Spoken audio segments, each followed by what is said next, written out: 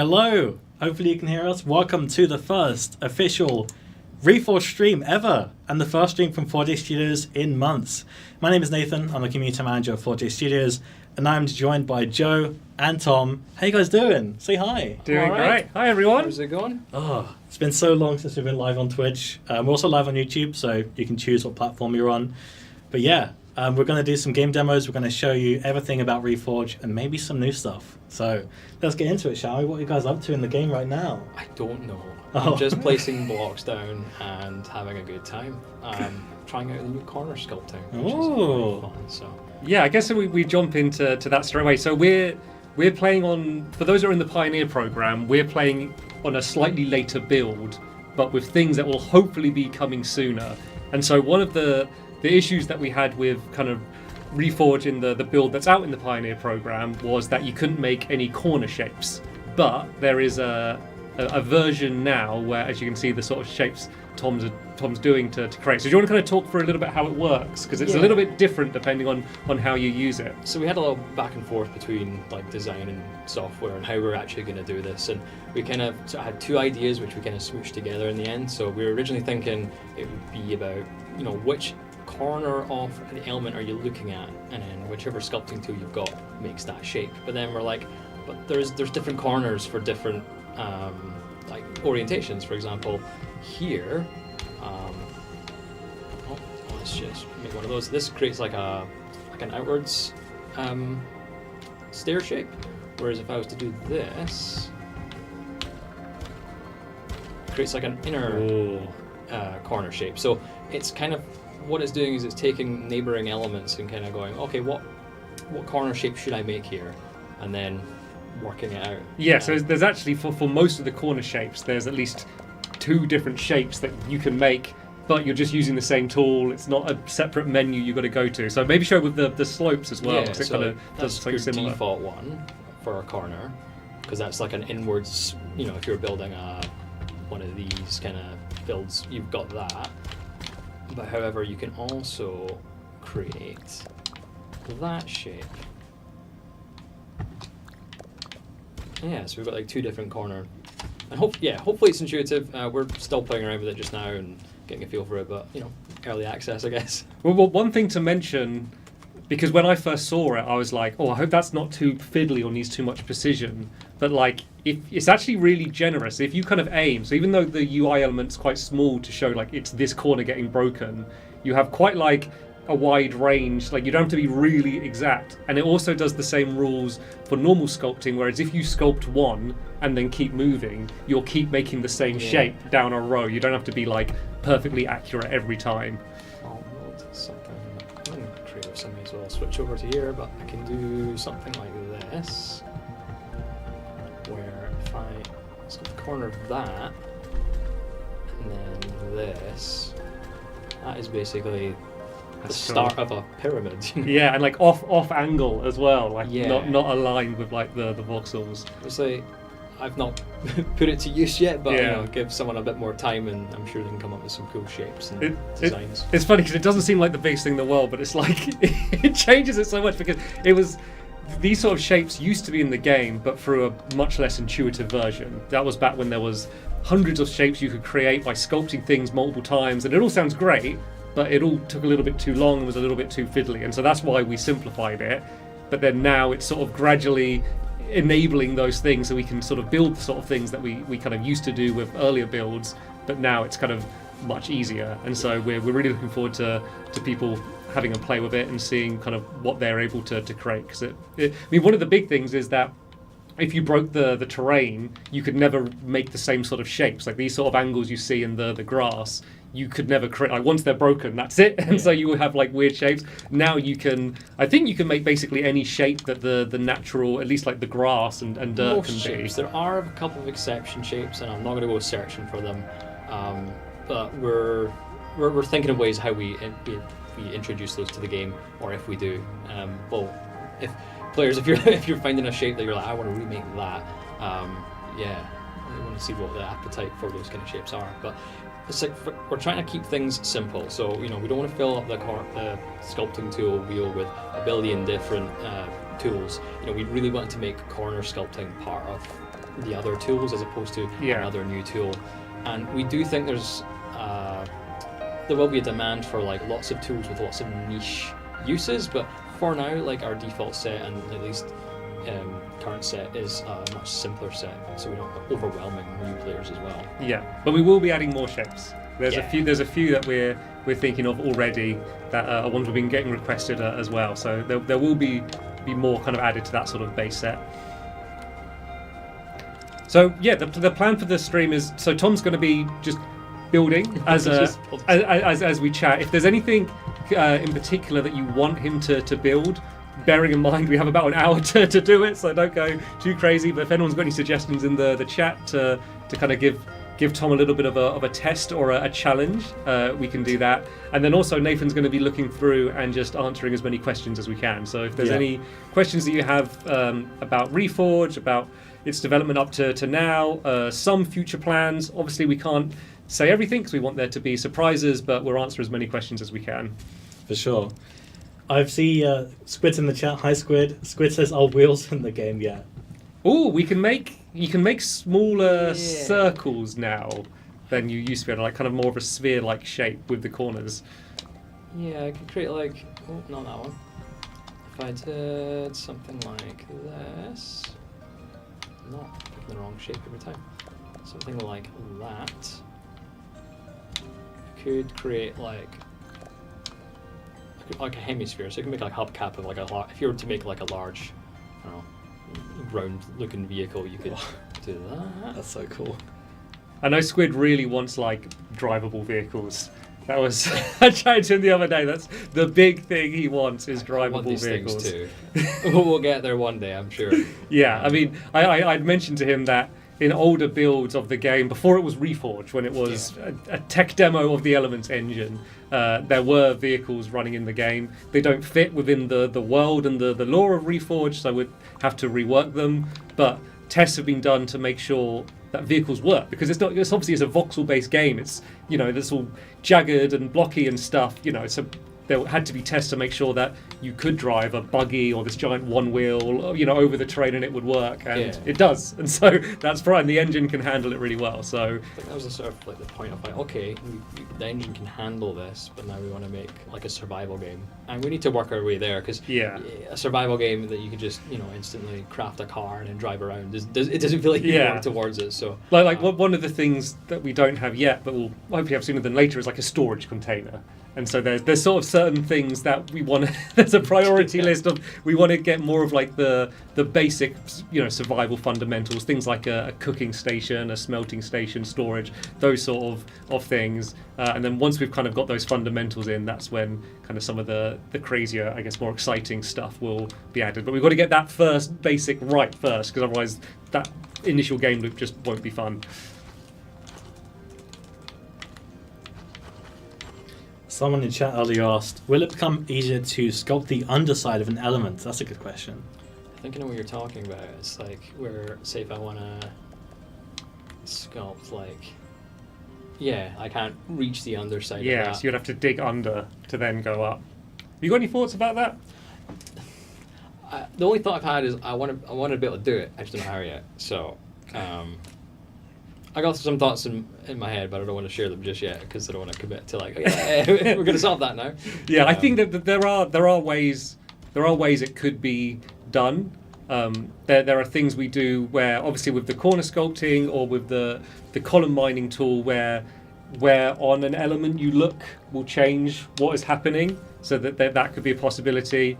There's also been ideas, not specifically for this, but for other things where with crouching, like maybe if you're crouching and you use a sculpting tool, maybe that's like an alternate mode. Changes the way it works. Yeah, because we want to add that functionality, but we don't want to make the base functionality more difficult at the same time and require too much precision. So so definitely something with it's something that we've noticed as well. It's not a huge problem, but it would be nice to be able to not need to do that in those cases. I like that bulbous window that you've done there. It's like on the end of the space station, where you can go out and see the Earth. Yeah. Is that a space station? Is that something you want to see built? Because I don't mind building a space station. Go on, just go. Start building. Yeah, start let's do building. If anyone's got any suggestions for what Tom should add in or on his space station, Cool, let's do yeah, it. vehicles. I'll keep it close to the surface so that I'm not having to fly it too far. Let's pick out some material. One of the other things I should probably explain. I kind of jumped into the Pioneer program. I realised that not everyone here might be on the Discord or know kind of exactly what's going on with Reforj. So we really recently launched the Pioneer program, which is a closed alpha. So it's a really early version of the game. It's private at the moment. You can apply to be added. There's about 500 people who've added so far. At the moment, it's on Xbox only, but the game is we're developing it for PlayStation 5 and PC as well. So ultimately, it will come to other platforms eventually. And so for those players, they can basically play a version of Reforj that we'll kind of continue to update, and we're going to be gradually expanding it and adding more people in as well. So if you look on the Discord, I don't know if there's a link somewhere else, Nathan. At the top of the chat. Okay, perfect. Yeah, so even though we've selected this first batch, we're going to keep expanding it, as I said. And so if you apply, you don't ever need to reapply. Like, we've kind of got your information, and then when we add more people, we'll kind of let you know, and we'll get you added in, because some of the stuff we'll be talking about are things that we're going to be adding to this version of the game. And one of them is some stuff that was added. Was it today or yesterday? The hotfix. Hotfix was yesterday. Was yesterday. Yeah. So there's a few things we added, just kind of some nice quality of life things, as well as some bug fixes. But one of them is being able to choose the time of day, as well as to stop the cycle. Great segue, because I really need to light this up and I want to see things. So yeah. Just gonna bring that to there, and I'll let the time cycle go for now. But yeah, so it's nice for gameplay reasons. Also, we've got a lot of people that have done amazing builds already and want to share screenshots of it, and maybe they want the sunrise in the background or something, and they have to wait a whole day cycle. So now you don't have to do that. You can set it to whatever you want. Another suggestion we're getting a lot is to be able to turn the UI off, to turn the graphics off the screen, so they can take a screenshot.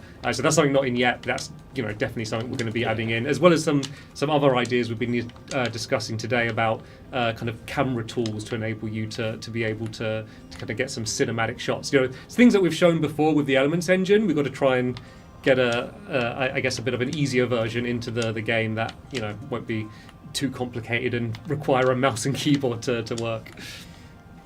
Reality Enchanted asks in Twitch chat, how does it feel making a new game as a studio? I have to go to Tom for that one. Yeah, you've been here longest. I mean, it's exciting. Like, I've worked at 4J for quite a while. For the longest time, we were doing Minecraft. We branched out a little bit to do some Unreal games. So we did Manic Mechanics, and that was like fun. That was my first new game. This is equally as fun, if not more, because we've got I don't know. It's a creative game, so therefore, the ideas that come out of it are also very creative. You're like, oh, what if we did this? And then, it's good fun.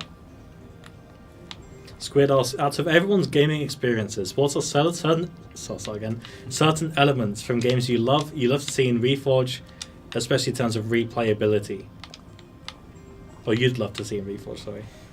Like, what are things that are in other games that you kind of like to get brought across to Reforj? So for me, I like systems.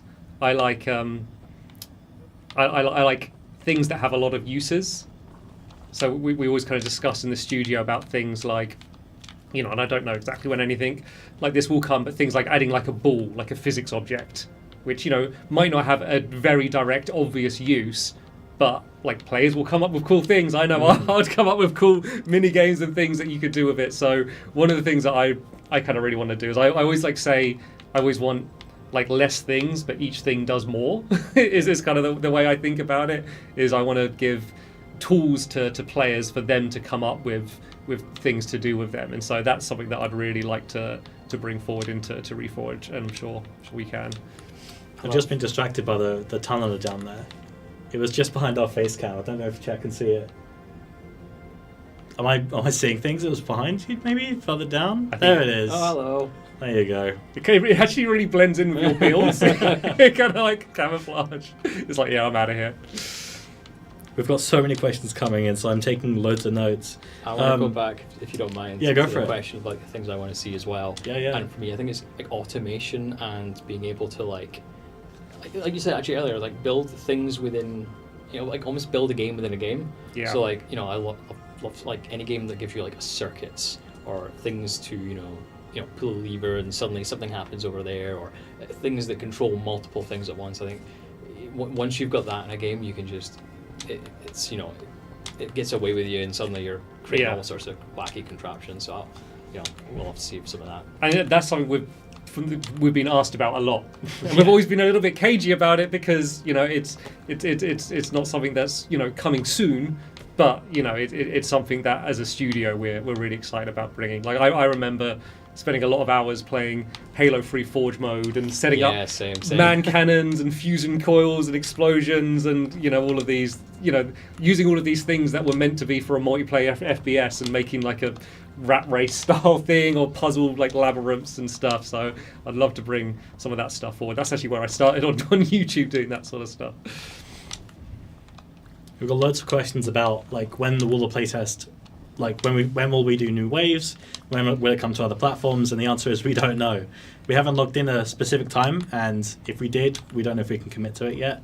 So we'll announce when we can, but no news at the moment, unfortunately. But one of the nice things is it's up to us. It's not. It's like we can choose when we add more and how many we add, and so it will be kind of depending on what we feel like we need. If we feel like we want more feedback, we can add like another wave in, or if we feel like we've got too much feedback for us to get through, then we can slow things down. So it's kind of entirely in our control. And it's also important to announce for those that have wanted to get in or haven't got in yet, is that we're obviously expanding it, but we're also constantly updating. So this is kind of day one Reforge essentially, but every kind of month or 2 or 3, we're going to be adding things, already as we're talking about things that we've added in. So it is really going to be a living game that's just going to keep getting better and better. That's the key thing. It's like a steady, constant stream of new things, but we want to kind of like stage like larger updates, as well, to kind of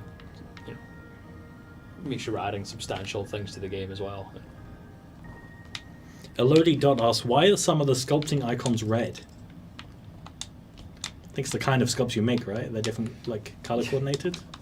I think the grouping was because this is like gone through several different iterations of UI, and there was a time when we were grouping sort of sets of similar tools together. I think with this current UI, I don't think we've kind of got a color scheme we're going to go for yet. They're just red, through that's how they've got here. So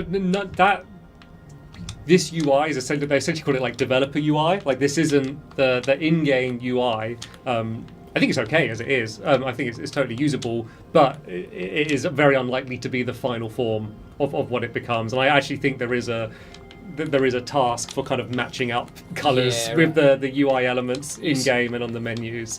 You can see how they are different colours. That's just something we're looking to address, and we'll probably do a more in-depth colour pass on those tools as well to either make them unique or in different colours, or we've yet to decide how we're doing that yet. But it's on our radar. There's also ideas of maybe like when you're going over a shape, to kind of see almost like a preview of the shape that will end up being made or something.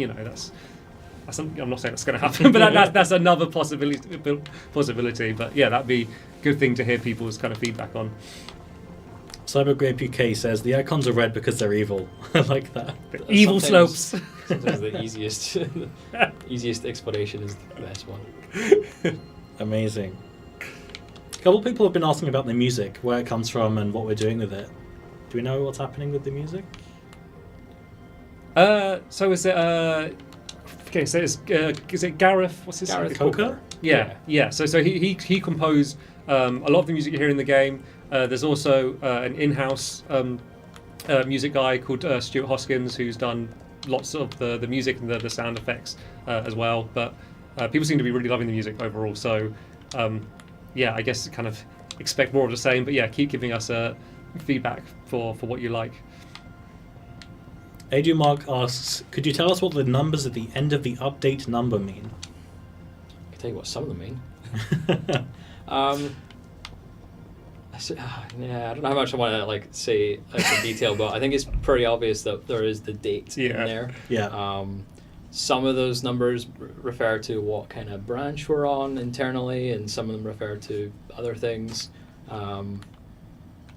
Basically, the number increases, and there's a date there, so we know when it was, right? There's a lot of information conveyed in a very in that number, which is why there's so many different bits to it. And there's kind of different versions of the game. So there's the version of like kind of the retail version of the game, which is the one that we're going out publicly, and then kind of like developer builds and art builds that have different purposes. So for example, anything that is going out publicly, we need to ensure it's as stable as possible, so it's not going to crash and stuff. Whereas the developer build, which we're on now, is when kind of new features are kind of getting added in.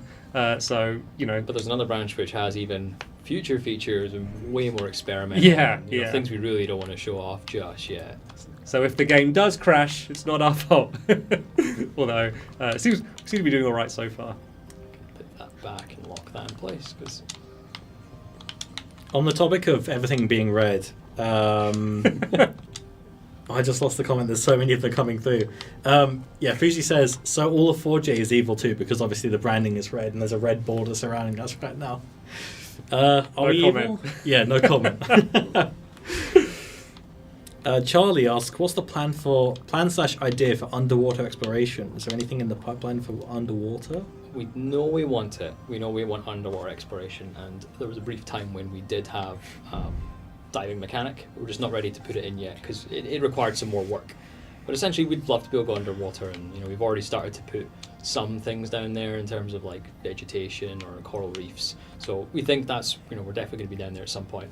We're just not ready to put all the stuff in there right now and commit to all that, because then we're probably not putting as much on the surface at the same time. So yeah. There was a bug a while ago which essentially flooded all of the caves, which was a bad bug because it meant you couldn't go in any of the caves, but it was great because it just looked amazing. And I actually ended up sharing someone shared a video I took on Discord of just how they look, because at the moment you're only swimming on kind of the surface of the water, so you're kind of swimming with like this little air gap, and you can go down in the caves like really deep and dark, and it's kind of, even though I know that there's nothing dangerous down there. It was kind of just scary just seeing how deep all the water was, and so we kind of took a note like we've got to do this intentionally. Waterlogged caves is really cool, and so that's definitely something that there's a good chance we'll return to when it's not a bug. One of those like bugs become a feature, kind of one of those stories. But also, Space Station is looking good. It's coming together really nicely. I've just kind of went and phased out and started just building away. I've got a grand vision here. Maybe we'll finish it on stream. So it is funny. I know why you did it, but it is funny how close to the ground it is. Is the only thing. I love all the shapes coming together. That's so cool. Yeah, I mean, this is something that you couldn't. I mean, you could build this before, but it would have been a compromised version of this without that corner sculpting. It makes such a difference, and I haven't had much of a chance to play around with it yet, so that's one of the things I'm going to be looking forward to doing. I've been building a hobbit house, and I did all the roof with kind of grass, and it all looked a bit jagged because I couldn't do these shapes. So as soon as I get that world loaded up, that's the first thing I'm going to do is sort out my roof. I know that some of the artists have already started jumping onto this and starting to use it. Sishan, who I think posted the picture of like the sort of Venice-inspired tower, and he's already like jumped onto like seeing what he can do with those next. So it'll put the space station to shame, I'm sure. Well, one other thing to mention, my Hobbit house again reminded me of it, is one of the problems we did have is there was no way to get grass in survival, and so while eventually we would like the grass to kind of naturally sort of spread over dirt, but for now we've made it just so that if you break grass, you get grass. So that now you could get it in creative mode, but we did get some people that were kind of like leveling out an area with breaking away the grass, and then they ended up with a bunch of dirt surrounding their house, and they're like, oh, there's nothing I can do, but now you can actually get grass as a grass element in survival, which is kind of our temporary measure, but it kind of solves that problem for now. Yeah, at least now, again, if you're restoring the world sort of naturally, if you were to like do a bit of terraforming, is with both of those things is a bit more doable now, which is nice. Yeah, so cool. Autos asks, what's each of your favorite features so far? Ooh. It's a tough one. I like the glider. I don't get to play much, but when I do, I just love flying around and just like letting it go forever. It's so satisfying. They need to let you play more. Why don't they let you? Well, I do. I'm just very busy yeah. responding to people. I'm meant to do a half an hour playtest every like Monday, Wednesday, and Friday, but I'm just so busy with Discord, so I don't really get the Discord's been chance. great to see. There's just been so many comments. I've barely been. I managed to like scrape the surface on that, but it's good. I mean, for me, it's the obvious one, but sculpting is like, you know. Yeah, I was going to pick that one. Yeah, it's so obvious. But I guess because obviously sculpting's been in for a game, like the best kind of like, I guess like new thing is just having mobs in the world. Just even like kind of the Regals flying in the background just to add that life to the world, and obviously we've got like the tunnelers and the Keebies as well. Like even though it's just like a small handful we have, the worlds before them felt a little bit static because there wasn't much life in there. You know, it was kind of just like the water flowing and the sun, and so. Yeah, I'm just happy to have life in the world, and obviously this is just the start. You know, even today we've been discussing kind of plans for what the next mobs are coming in, and so I'm excited about those coming as well. I really appreciate when we put our sort of upgraded caves in. You know, like I guess people didn't see that, but there was a time when the caves were not as cool as they are now. They were a bit. Oh, wasn't even uniform. close. They were. Yeah. So I really appreciate them going in now. But yeah, I think. I am the same. Sculpting is, I think, the most fun thing to play around with right now.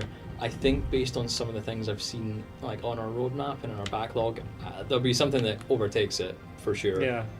Even things that might not sound like the most exciting thing, but like the storage container, like that is for. At the moment, I think one of the big limits with playing survival is you have to store everything on your person. We have really big stack sizes to kind of accommodate that, but if you die, you could end up losing everything. It's a bit painful. So I think that will be a game changer for survival. And then one other thing that is in this build but isn't public yet is with the trees, which is an improvement, which we can show an early version of here. Let's find an easier tree. This will do. Don't lose the space station. That's good. That's fine. It's over there. Can't miss it. Yeah, trees. So it's not going to look too exciting, but now when I break the trunks away from the tree, all the leaves on that tree will basically decay. We are currently in the works of making that a bit more visually interesting. We've got some nice ideas about potentially turning the elements into sort of particles and letting them rain down and dropping a few collectibles here. We'll see how that turns out. Because one of the problems is, for those who haven't played it and might not realise, so initially we had it so that once the tree's separated from the ground, it's immediately destroyed and you can gather everything. But that wasn't the final version of that, and we ended up kind of quite last minute removing that. It kind of made it too easy to get too much timber, and there was a few other issues with kind of how it worked.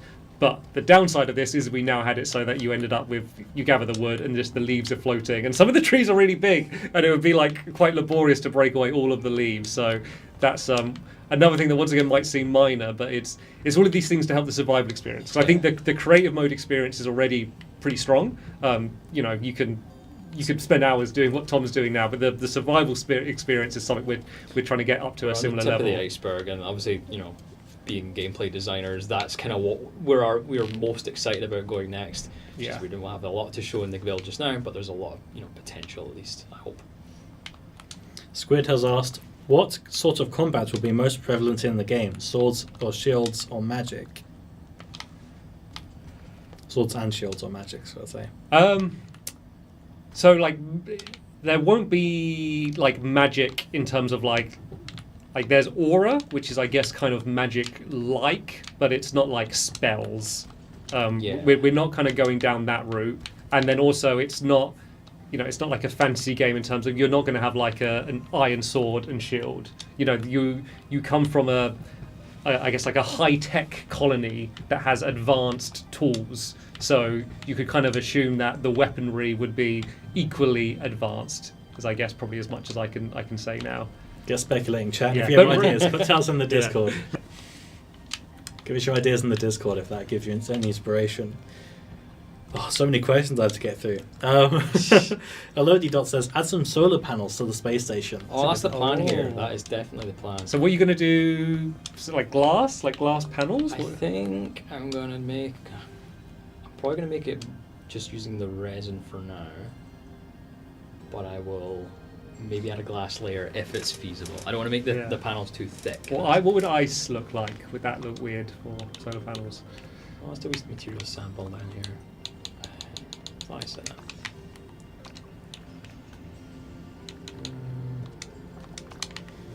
A couple of people in chat have been asking, when is split screen coming?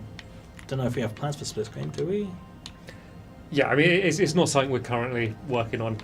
Like, I'm not going to say it will never happen, but that's, yeah, as far as I know, that's sort of not something we're thinking about at the moment. Adrian Mark says, sculpting is great, but are there plans for elements with the unique shapes? People have been using decoration items to fill that gap. There is definitely some craftable things that would have unique shapes. So, you know, you mentioned one earlier about the sort of, you know, storage containers. Those would have their own shapes. Same with any sort of, you know, device or station that has functionality. We're hoping those kind of stand out and can be used as decorative elements in your house as well. Yeah, there'll be. I mean, eventually there'll be a whole lot of things that have a unique model that you craft. Not everything will be done through sculpting shapes. In a way, we're kind of already doing that. Like, say for example, trees. You know, trees spawn in cylinders, and cylinders don't appear anywhere else in the world. So in a way, you know, trees are exclusive to cylinders. Doesn't mean that they're the only thing that's ever going to be spawned, you know, in cylinders. But it is, you know, at least one of them. Kira says audio keeps cutting out. Chat, let me know if there's any issues with audio and I can get that fixed. Matt Nell says, are there plans for weapons, or will players have to come up with creative solutions for all hostile mobs? Weapons is definitely in our plan, at least. You know, we wanted to get the initial like unarmed attack. So although you're using your bracer, we still kind of call it the unarmed attack because you're not really holding a weapon or doing anything with a weapon. So that was our first sort of priority: is get that sorted. Then we'll focus on, you know, getting weapons later on. Yeah, the plan is for that bracer blast, as we're kind of calling it, that you do, is eventually that will be mostly just to knock back mobs. Like, you know, it might do a very small amount of damage, but, you know, the equivalent of an unarmed attack against a tough enemy. You know, like it would be I'm in a desperate situation, I don't have a weapon, get out my face kind of move. But then if you are actively knowing you're going to go into combat, you'd want to kind of prep and get some better gear. Audio is still cutting out, guys, so maybe we're going on a break and we can look into this. Okay, yeah, if audio is cutting out, we'll go to a quick break. We'll be back in 5 minutes and hopefully we can fix that. Thanks for watching, and don't forget to come up with more questions in our chat and join the Discord. It should be pinned at the top of chats. See you in a bit. See you in a bit.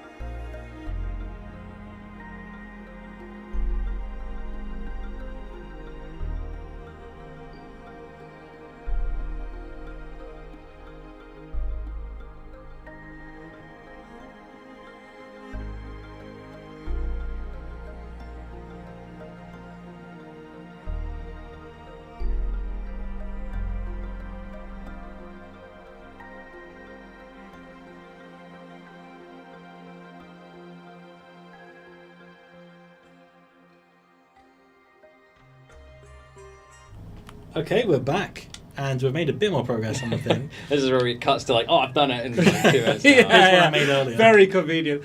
So if it seems the audio problem, it's a problem with watching on mobile, but it seems like if you restart on mobile, it sorts it, or if you do have a laptop or a computer or something, you can watch it on there. So yeah, if it's glitching for you, then just refresh. I was really tempted to, when we go back in, like, start speaking and then just pause as it just like move my mouth. I was like, no, probably shouldn't do that. Also worth noting, we are on Twitch. If you want to watch on Twitch for whatever reason, if you're having that issue, you can just twitch over 4J Studios on Twitch. Naraka asks, speaking of tunnelers, did you guys have any plans of making the combat more environmental based? I think placing a block to stun down the tunneler is really cool, and it would be nice to see more of it. Yeah, no, I love that, and I have ideas for kind of other things similar to that, where you're using the environment. Like, one of the things that's tough when designing combat for a game like this, because it's a sandbox game, is it's really easy for players to find ways to kind of cheese or break it.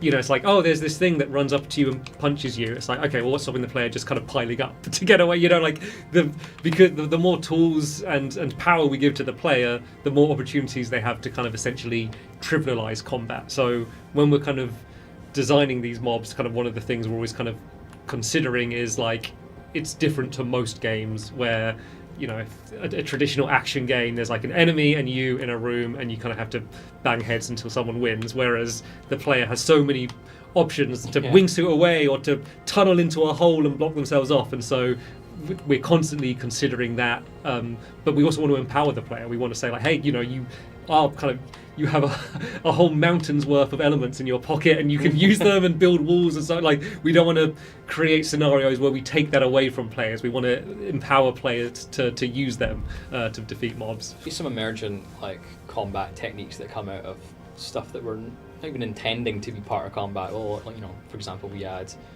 you know, when we sort of put the water in, we're like, suddenly like, oh, that's now, you can reroute water, and suddenly mobs have to deal with that. Like, there might be another mechanic that we add that's like, oh, suddenly that's now either an intentional or unintended method of interacting with mobs, and, you know, as long as we're, you know, happy with the result and it's not broken or you know, overpowered and anything, then we probably just keep it. Even obvious things like when we add a ranged weapon, that would be a good time to add a mob that can fire a projectile. Like, we wouldn't really want to add one now, so it'd be kind of annoying if something's shooting at you and you can't shoot back. So there's a lot of things we want like to add, but we kind of have to add it alongside something else. Yeah. Like, the same with, someone mentioned underwater sort of exploration. We wouldn't want to necessarily add that if there wasn't anything to find under there. Exactly. So, yeah. I guess one thing I can say, it seems quite obvious, but at the moment, caves are very safe. Going underground is very safe. You don't get tunneler scouts underground, and I don't like that. Caves shouldn't be safe. Caves shouldn't be safe. There is lava. Squid asks, what sorts of utilities can survival players use to build these creations in the air? Hoverboard, jetpack? I like both of those ideas. Oh, so if you're like, say, like me building this for now, Yeah. I can only really do this in creative feasibly. Yeah. We've not really put too much thinking into that just yet. Like, not to say that, you know, we wouldn't, but there is one idea.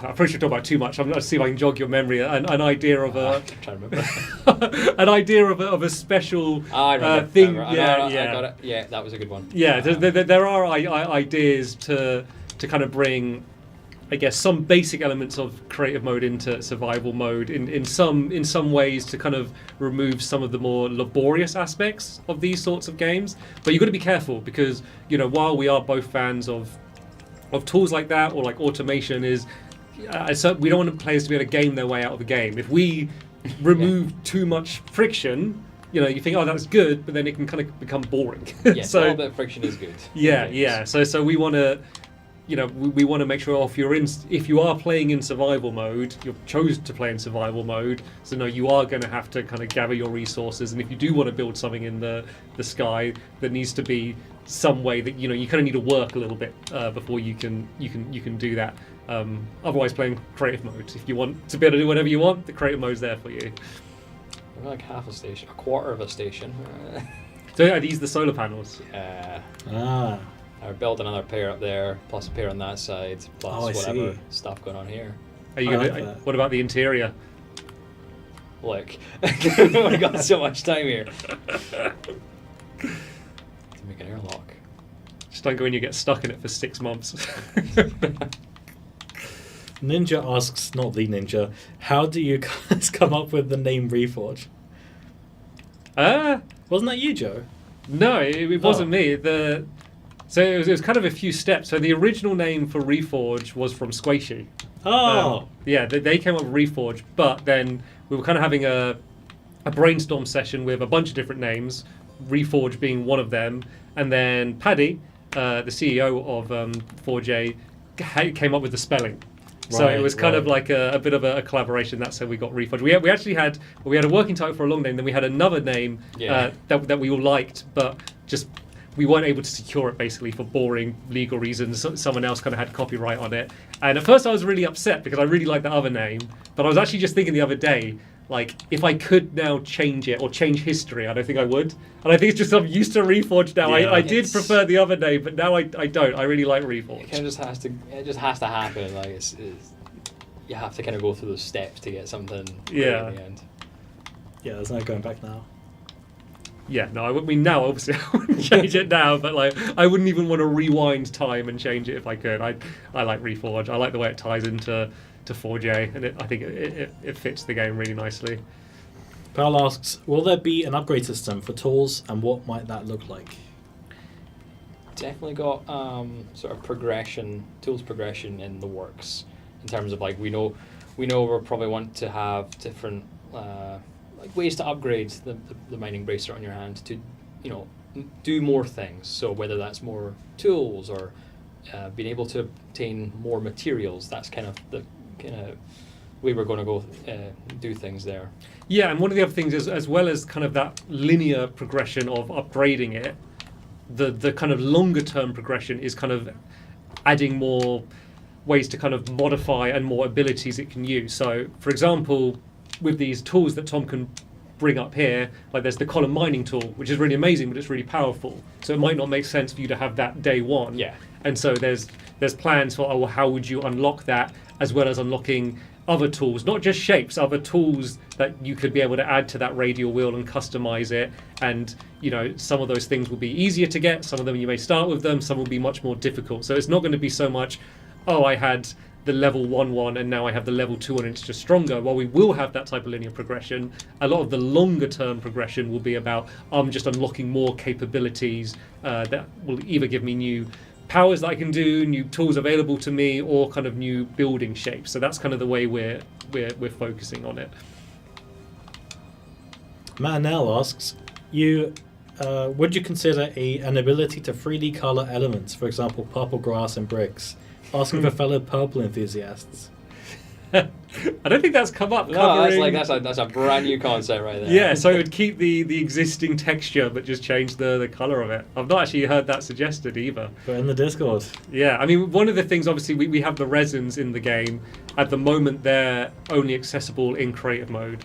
So one of the things we really want to do is to get that into survival mode, have a way for people to kind of craft these elements of all of these different colours, because at the moment you just can't in survival mode. So I think that's priority one. But I mean, that's something at least worth discussing if you want to have like different colour grass or sand or whatever.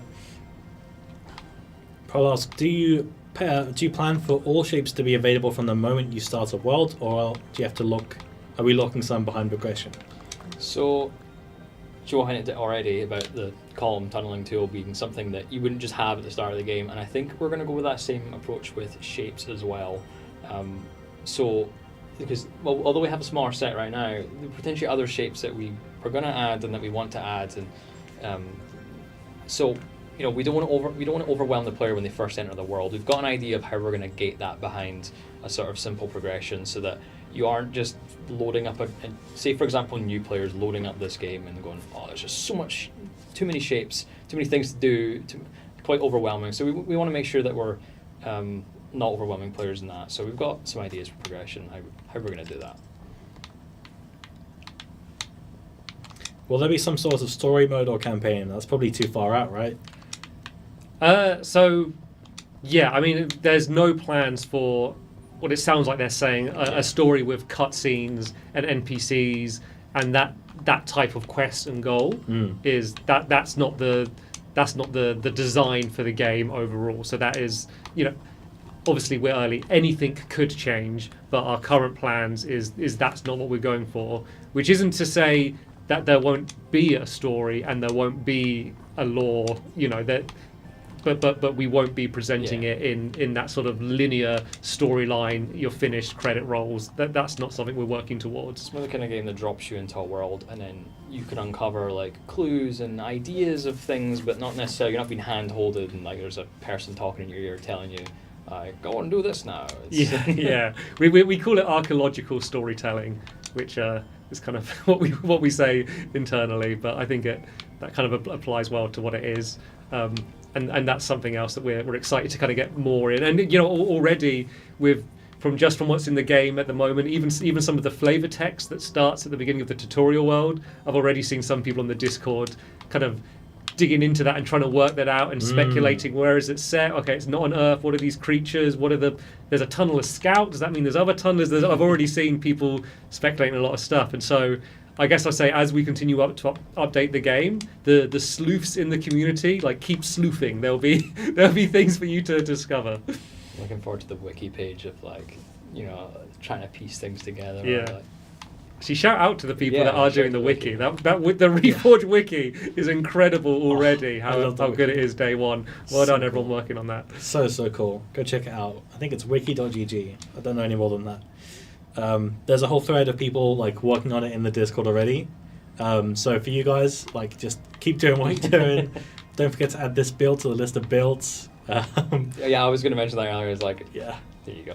Yeah, and let us know if we can help. If there's something you're not sure, you're what percentage of aura do you drop when you die, or what is the damage this mob does, or whatever. If you've got questions, we can have a look in the game and hopefully answer some of them to help you out.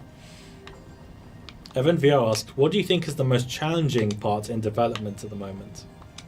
I go to Tom for that. I think it's challenging. It's we're almost, a lot of us are really ambitious. We want 100 things, we want it now. And I think the challenge becomes you've kind of got to just slow down, be patient, and kind of work out, okay, what things do we do first, and what are the highest impact, what's going to give us greatest value for the game if we put it in now. And then because you've got 100 ideas, probably well more than 100, you've got to weigh up, what do we do at the same time. So there's a lot of challenges. Just it's more of a production challenge but it's certainly I think it's coming from a good place, because we want everything, and the community is the same. You guys really want, they're giving ideas, and I want to put these in the game too. Yeah, no, I guess because and it's not so much us solving all these problems, but because it's a custom engine, which is what enables us to do Reforj to be able to do all the cool things it does. It kind of had to be a custom engine, which is great, but it does mean that kind of everything that you add is essentially built from the ground up. Yeah. So there's I can't remember. I think in the dev diary you spoke about this, where everything we add, you've got to add a tool first. So we're not adding a mob, we're adding a tool that enables us to add lots of mobs. The first time you do something is the longest time it'll take, in theory. Yeah. Once we've got our first 2 mobs, in theory the other ones become a little bit easier to put in. Solemn Stag asks, was the Dundee world made by 4J employees? It's a really good build. It was, yeah. I think it was a couple of different people who contributed it over different parts of time. Trying to work out how they've even seen the Dundee build. It's been in the Elements Engine trailer. Yeah, Yeah. it has, yeah. I can't remember, it was a few months, and yeah, we had some additional internal tools, but using all the kind of, it's all the shapes that we're seeing in here, plus a few more that we were experimenting with. Some might come back, it was just more of a can the engine support those shapes?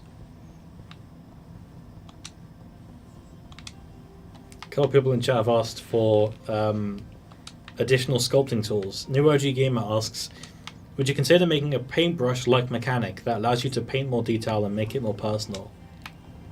It's kind of a bit like the idea earlier for kind of repainting ones. It sounds like they want much almost like a spray can to graffiti on elements. Yeah, it reminds me of those shots in the Elements trailer where you can just flatten out the surface of a hill or something. Yeah, just by dragging over it. Yeah, that's a good point actually. Is there's tools in the engine where you're essentially just switching what element is there, but you can kind of do it as a paint tool. So I think in one of the the demos, we kind of build a village and we link it up by like painting paths across over large areas. And there's that, as well as some other tools that are kind of in there as dev tools at the moment for us to use for testing and our builds.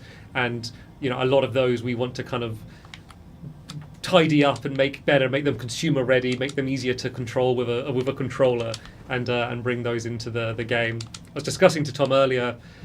Some people have had feedback about basically a tool to make kind of more natural terrain. Like if you dig into a hill and you want it to quickly look smooth, or you want to build custom terrain, there's a tool that we have as a debug tool, which is like a smooth tool, where you can basically drag over a landscape and it will naturally sculpt all the shapes to make it look perfectly smooth.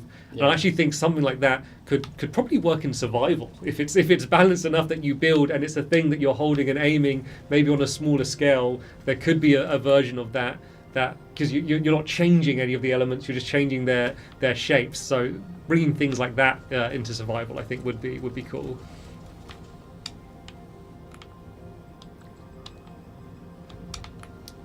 Evan VO asks, will there be some sort of story mode / campaign? You could have answered that already. Got ideas? Yeah. So yeah, as we kind of said, there won't be a plot per se in the game.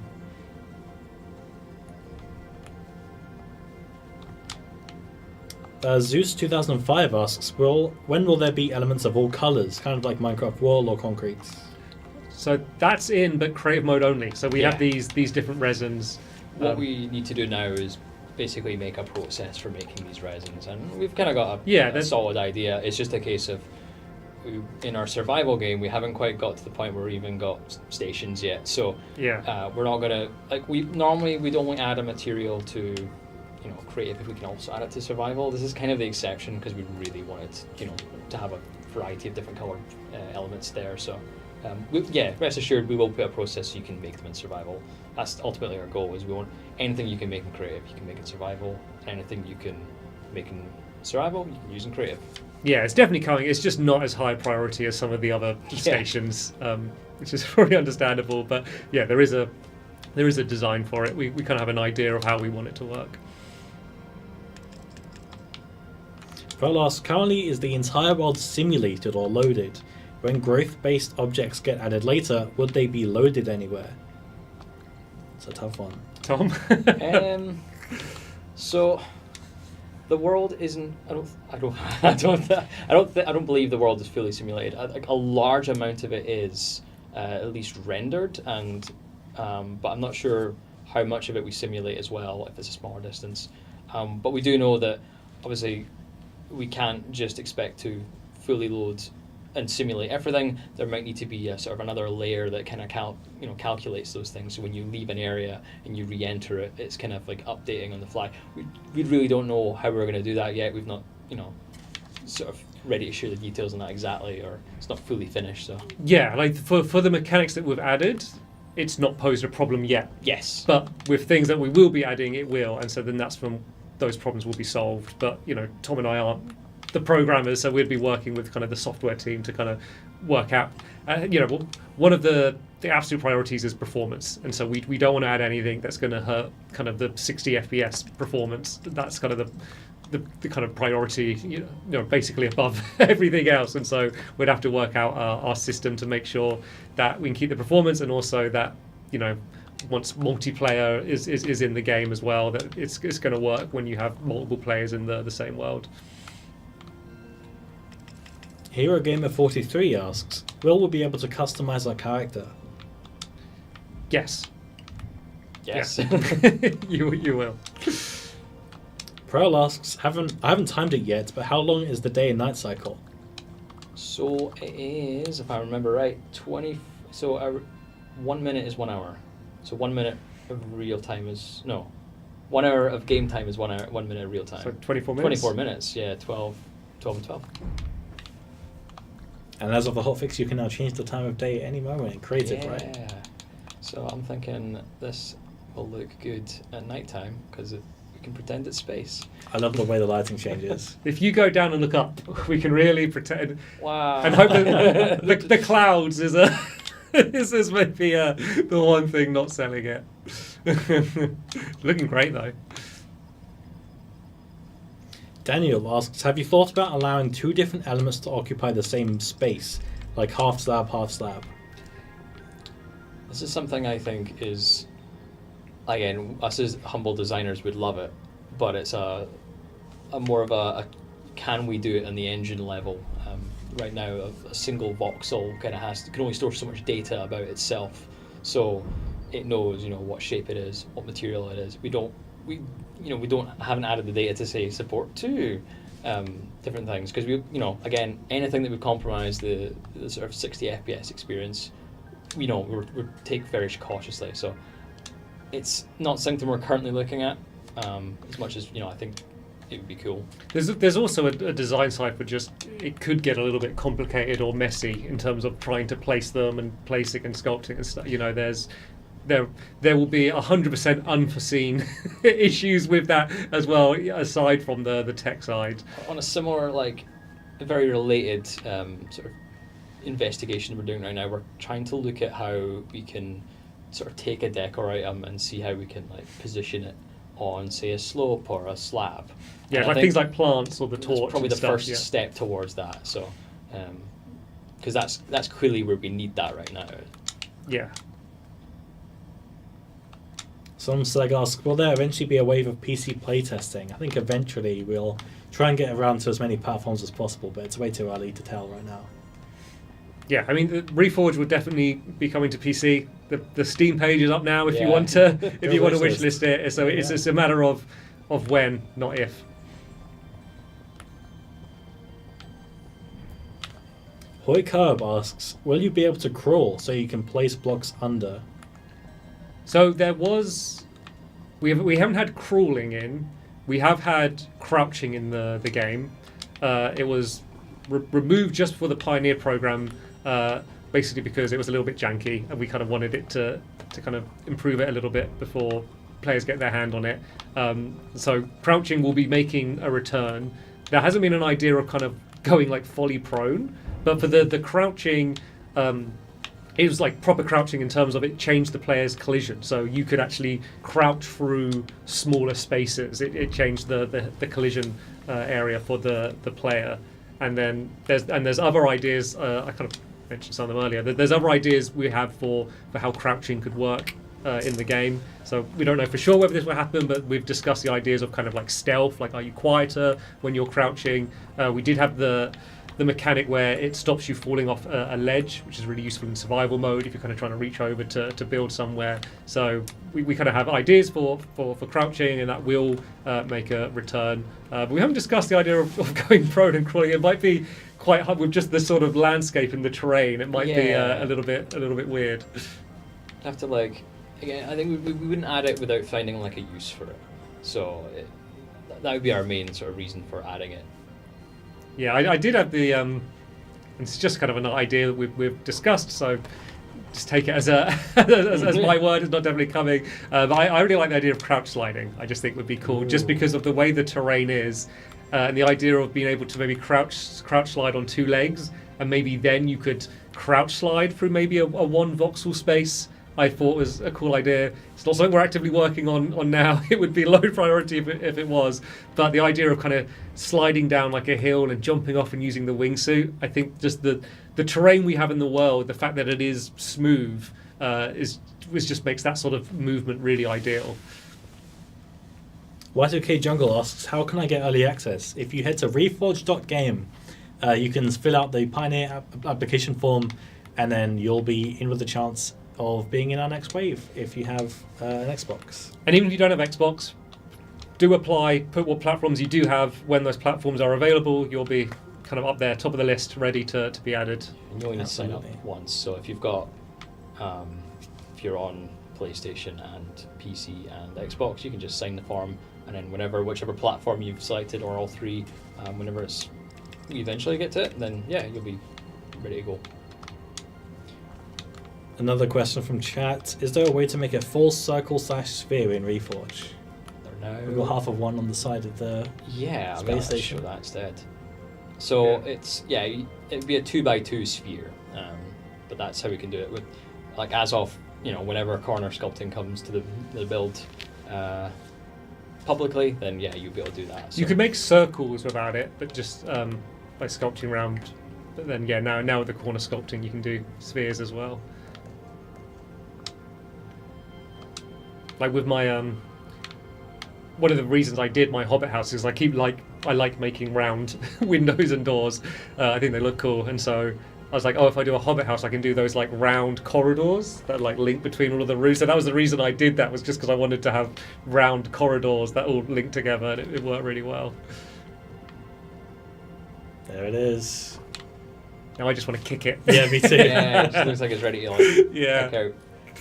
You know what you're mentioning with sliding on the ramps? I feel like I could jump on those panels there Yeah. and just slide into that sphere there, and it'll be like a ball pit. Just put a bunch It down really, there. just one giant ball in the ball pit, the worst ball pit ever. It's like total wipeout, yeah. If you asked me to make a ball pit for the stream, I would just be in pain, like just building the same thing again and again. I know some people have been playing around. It's not kind of slippery enough yet, but because you can slip on the ice, and I know some players have been trying to make like ice slides and stuff in the game. Joe Lute asks, what was the main benefit of making your own engine? I mean, I said neither of us are programmers, so we won't be able to give a technical answer. But just this type of game, the fact that there's 4 billion elements or something in the world, and you can sculpt or remove them all, and to work in multiplayer where people can be in different side of the worlds and building things like a sandbox game like this, you're not gonna get an off-the-shelf engine and without an insane amount of work be able to alter it to make it work for this type of game. It's kind of really built from the ground up to be really efficient and performant with a game that is as completely customizable as this. Performance was definitely a big factor. Like you could make a voxel game in a sort of off-the-shelf engine, but you're probably not going to get the same level of performance if you just built it from scratch and tailor-made it. Yeah. Jaeger Bomb asks, what do I do if I apply for PC but I found out I have a spare Xbox and would like to apply for that too? Can I change my application? Yes. Just apply again, and if you use the same details, your application should update in our database with your new info. If you slip your arm down the side of the sofa and find an Xbox there, oh, this is there it Happens is. all the time. It's a common occurrence. This must be really fun watching me build solar panels. But I think it's coming together. No, it's looking good. It's also probably quite a good thing for you to be able to build and talk, because it's It's very therapeutic. yeah. I'm glad it's you building and not me. I'd be terrible at this. You got to get your play sessions in. Yeah, man. Get your Reforj hours up.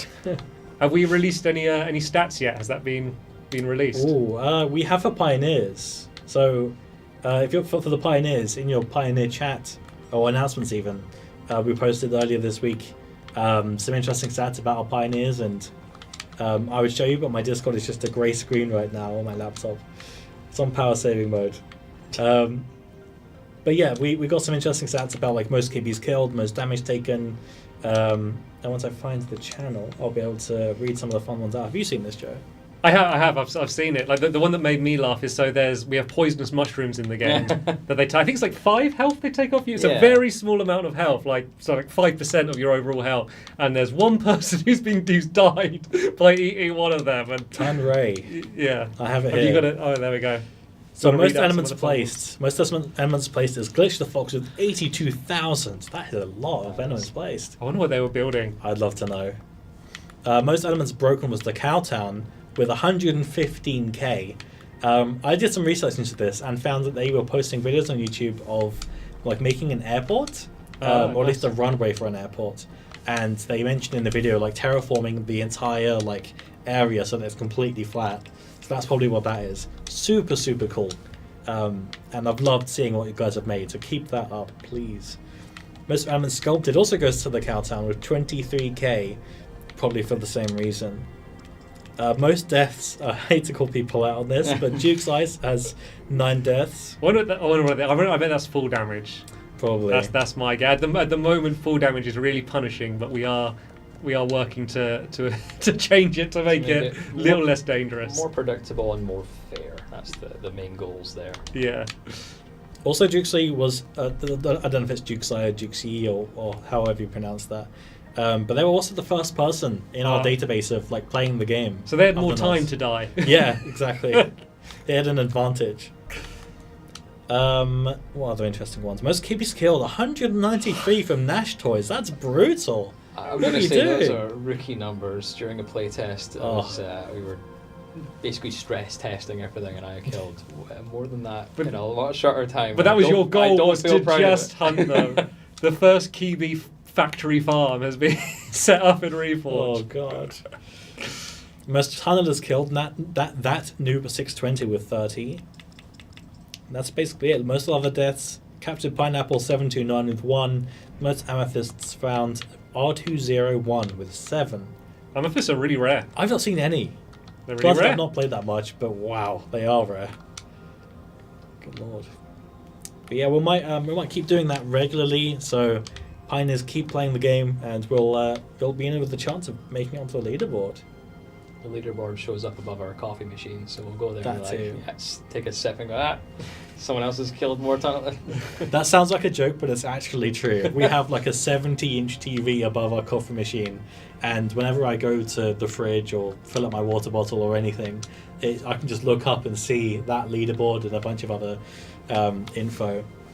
So you guys are technically in the office. You're famous. Oh, Tomb Ray's in chat. Sorry, Tomb Ray. Oh. Yeah, super cool seeing people's builds and stuff so far. Super, super, super cool. How do you fly with the wingsuit? I always drop down with it. Please do tutorial about that. Do you want to do a quick tutorial for us, Tom? Sure. Teach us how Start it from works. the start of this. So, we don't have much of a tutorial in our current tutorial because we're just using a random world, or a picked world seed that we went. Yeah, that's a good one. But I think as we move, in the future, if we eventually make a tutorial world, then we definitely have a more a more designed, wingsuit course, I guess. 4J like their tutorial worlds. So, but this is our wingsuit. Like, as long as you don't, as long as you keep sort of pitching up a little bit, you can get a fair amount of distance. You can do a little bit of diving to get a bit more speed, and it will just get you over the edge. But trick is just to coast too much. Now, it was a really difficult thing to balance because obviously we're going to eventually make the wingsuit more of a mid-game to late-game item, and we were aware that we were going to put it in so that pioneers could get their hands on it and test it and feedback on it. So, but we didn't want to make it too overpowered either. There was versions. It used to be. Yeah, there was versions of the wingsuit where you could exploit it in a way where if you just kept dipping and increasing your height and then diving again and kept going, you could basically infinite glide. And it's we don't want to do that either. So it's hard to balance because it's like we were saying earlier. If you remove too much friction, you remove the game essentially. And the thing is, the wingsuit's really fun when you fly fast, and so it's hard to get the balance where we want it to be fun. We don't want it to feel slow, but if it allows you to cross, half the world in one glide, then you're missing everything. Yeah. you're missing out on all possible encounters and making a survival enemies. game where you can not just run away from a tunneler, but get kilometers away. Yeah. That's also a problem. Yeah. But that's not to be said that we're still not just fine tuning things as we go. As we add more things, different terrain types might influence how we do that. Especially when we move the wingsuit to sort of lock it behind a thing you have to craft. We might kind of ease up on it, but we don't know yet. But we're always just fine tuning things. One of the things that I don't know if this is what they were talking about, but I've seen a few people is activating the wingsuit, and I think because you drop off an edge, and then you press A to activate it, but you have to wait a bit until you press A, and I think sometimes people are pressing A too early. So maybe that's how we do have something in our backlog to try and address that. Yeah, so improving the user experience for deploying the wingsuit. There's a few suggestions that we've got, and it'll either be one of them or a couple suggestions. But yeah, we definitely are aware of the issue and we want to make it better. But just for now, what I recommend doing is if you jump off, if you look in the bottom right of the screen, it comes up with a tooltip that says start gliding. And so if you just drop off and just see when that appears, then you'll kind of get an idea of the time, because it's just it's not long you have to wait, but it's just you can't just double tap A is the thing. There's also a gameplay setting or a control setting where if you're, vertical flying is our default, but it might not be your preference. So make sure you have a look there just in case if that's the thing that's preventing you from getting used to it. I did a lot of research on every game I could find with a wingsuit. I played, which sounds fine, but it's like a lot of games like this, they don't give you the wingsuit straight away. So I had to do a lot of playing games to the point where they gave me the wingsuit, which sounds fun, but it's basically just playing the tutorial of loads of games, and then they give me the cool thing. I play it for a bit and then switch. So that was half a day for me. Okay, it's coming up to just over an hour since we've been live, so I think it's time for a break. Do you guys want to take a quick break? Appreciate that. Yeah, we'll take a break, but keep thinking of any questions. This is you have the lead designer of Reforj trapped at your disposal. So if there is any questions or suggestions that you want to make sure, hey, are they actually hearing my suggestions? We are. But if you want to make sure, then ask them now, because then there's a good chance we'll respond to them. I'm not reading the Discord right now. I'm listening, so now is your opportunity. Go for it. And we've locked the door behind us. We're taking everything that you say on board, whether we respond to it or not. It's very useful stuff. All right. Well, we'll be back in 5-10 minutes. Go get some water. We'll do the same. And we'll be back in a bit. Thanks for watching.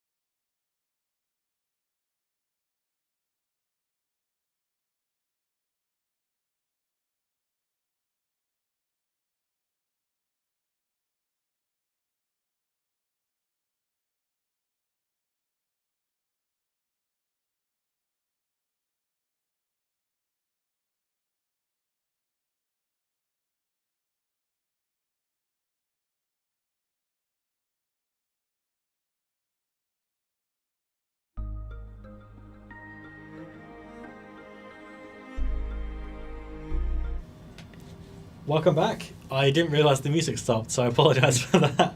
But we are back, and we are still building in Reforj. Here we are. It's come together quite nicely, actually. Yeah. Just Look at that. like the past 5 minutes, I just finished off the solar panels, so you no longer need to watch me build solar panels. You got one bit to sculpt still. You got one jagged bit underneath. Oh. Sorry. Oh. Sorry. Had to ruin the fun. Look, it's under repair. Welcome back, chat. Keep those questions coming because we have so many to get through, but we've got some really good questions coming in from chat. One that we just missed as we went away was, is there a lot of paperwork involved in the development of Reforj, like GDDs and such? So GDD being general design document, I hope. Yeah, we do a lot of, not necessarily paperwork like in your traditional sense, but we have lots of digital documents for ranging from ideas to, okay, we're going to turn this idea into a design document.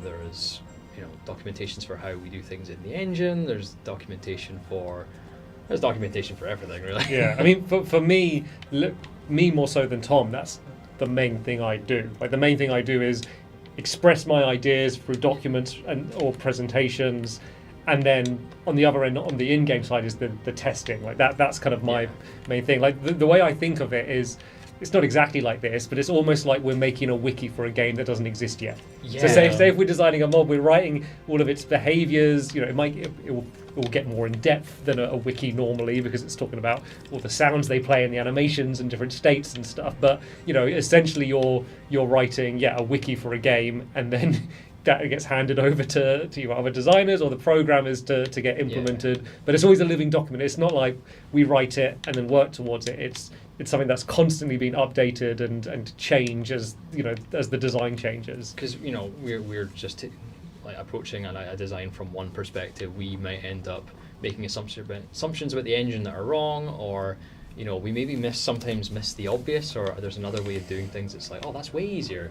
We'll speak to a programmer and they're like, oh, I thought about doing it this way instead. So our design documents, basically, since they're written and they're implemented, they become out of date. So shout outs again to the wiki folks, because you guys have got the sort of like here's how the game actually works sort of documentation. So yeah. And also you kind of have different iterations. So there might be, we're adding something in, and the first form of it might be a more basic version. It will act like this, but eventually we want it to work like this. There's there can be sometimes multiple different tiers of once we've got physics simulations in the game, we'll have this version of it, but for now we'll have this. Or I think a good basic example is for mobs. Eventually we want spawning rules to be based on a light level, and at the moment there obviously there's light in the game, but there's not like a detectable light level that the engine can know this place is light, this place is dark. And so at the moment it's just based on day or night. And so there's things like that. So that's the first version. But once the light level does get implemented, then we'll update the documents and of course update the game. Not Joe, sorry, reading the question. Charlie has asked, will Joe Garrett start a Reforj Let's Play? You've already done one. What's that ahead? Yeah, kind of on the 4J channel. It's funny because it was a video that was originally it was a scripted video version of it that I recorded, kind of talking through everything, and then everyone was like, "Oh, you should try and do like a kind of a more Let's Play style." And I did it. And everyone's like, "Yeah, you got to go with that one." So I guess it's kind of do what you know best. I think that's probably the style that suits me. But yeah, I mean, it's not maybe in the spirit of what they were asking as a full Let's Play. It was a showcase of the game. But like I'm definitely up to the idea of kind of doing stuff on Reforj. I think that it's almost a little bit tricky now because I'm kind of involved in the development. Is like if I do a Let's Play and I'm like, this game's really good, it's going to be like, oh yeah, well you would say that. I've almost lost my objective voice on it, so it's kind of almost a little bit more difficult for me to do a Let's Play now. Boo Tube asks, how long have you guys had the idea to make this game? It's a good one. Oh, I think I can give you a rough estimate, but the time frames will all be wrong. But essentially, by the time both of us started on the project not too long after each other, and that was the start of last year? Yeah, January 2024 is when I started. yeah, at that point, the game idea that we were going to build in this engine had only been around for maybe like a few months to half a year, but the engine had been in development much earlier than that, maybe a couple of years. But they were trying out different things. You know, the game ideas, there was like little bits of games, little prototypes, but we didn't. Yeah, at that point there was no like solid. This is the game we're making at that point. In time. It was kind of that kind of first day I came up with a big presentation with my ideas. You know, some of which have hung around, a lot of them haven't or have been developed for, you know, but that seemed like there were you know, ideas that had come before that, kind of about the world, and a lot of that has kind of maintained. It kind of seemed like that was sort of the start of, I guess, Reforj development. Yeah. It wasn't called It Reforj wasn't yet, called that yeah, at the but time. that was really kind of where the design for the game that's ultimately ended up spawning started. Frosty Flytrap asks, is the world shaped like a looping plane or a spherical planet? It's technically a torus shape, which I think is a donut. So like it's really hard to visualize, but essentially if I was to go in this direction, I would come back around this direction. If I was to go that direction, I'd come back around this way. And then if you think of a donut and you pick a position on it and you were to go one direction around it, you'd come back round. And if you were to go the other direction in it, you would come back round. So it's kind of like a stretched donut in weird space. But I think if you were to just, you know, whenever we sort of try to visualize the map, if we're just drawing a 2D map, we just draw it as a square. Raider of the Stars asks, will there be any references to manic mechanics in Reforj? That would be fun. Again, sometimes you never consider something until it's asked, but there currently isn't, as far as I'm aware. Not to say we I don't know if that's even come up yet, actually. I'm not sure. Just sneak one in. Maybe if we do end up going down the vehicle route, maybe. Like I couldn't really imagine like just some like old like clunky diesel engine driving around, powered by Aura. AG Mark asks, could you give any info on the way seeds work? I don't know how they work. Do you know how much? I don't know how much you know about them, humble Tom. designer here. I know that essentially what you enter into the seed field is basically used as the starting point for a lot of random generation. Computers can't really do true random. They kind of require just a little bit of a starting point. So that will determine things like the noise that's applied to the height map, that's just like shift things around, or the positions of trees. We require the seeds so that in a multiplayer game, whenever you join someone else's game, they know the seed and they're able to create the exact same world using the same seed, without having to send them every single like piece of information. Like, oh, there's a tree here, there's a tree there, there's a tree. No, they're like whenever they log on, they're recreating the world on their console. So that's kind of why the seed is so critical. And then when the world generates, it kind of generates in like almost in layers, right? Like it will generate like the landscape, and then it will add rivers, and then it will add objects, which is kind of mostly trees at the moment at different stages, and you can kind of sometimes even looking at the world kind of work out what those stages are. Normally when there's some oddities like floating trees, it's like, oh, it's because it did the cave after the tree, or things Pretty like that. much spot on. Yeah. Cody asks, what platforms are you planning to release on? We're currently on Xbox Series S and X, but we do plan on bringing Reforged to PlayStation 5 and PC in the future.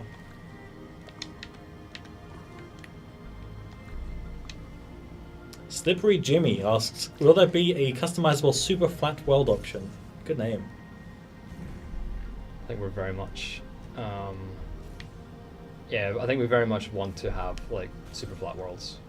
Not currently in the works, but they're definitely on our sort of roadmap to do, because again, for creative especially, that is like super useful to be able to like almost like plan out builds you're going to make, or if we were to add circuits into the game, which we're going to add them in, that's kind of the kind of place where you'd want to sort of set them up first to kind of test things out.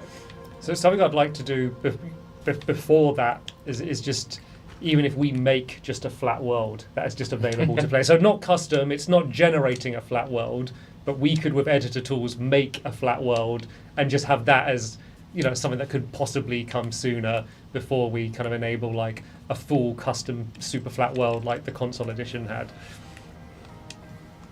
Meloon asks, will there be structures or dungeons generating, and will they be guaranteed in every world?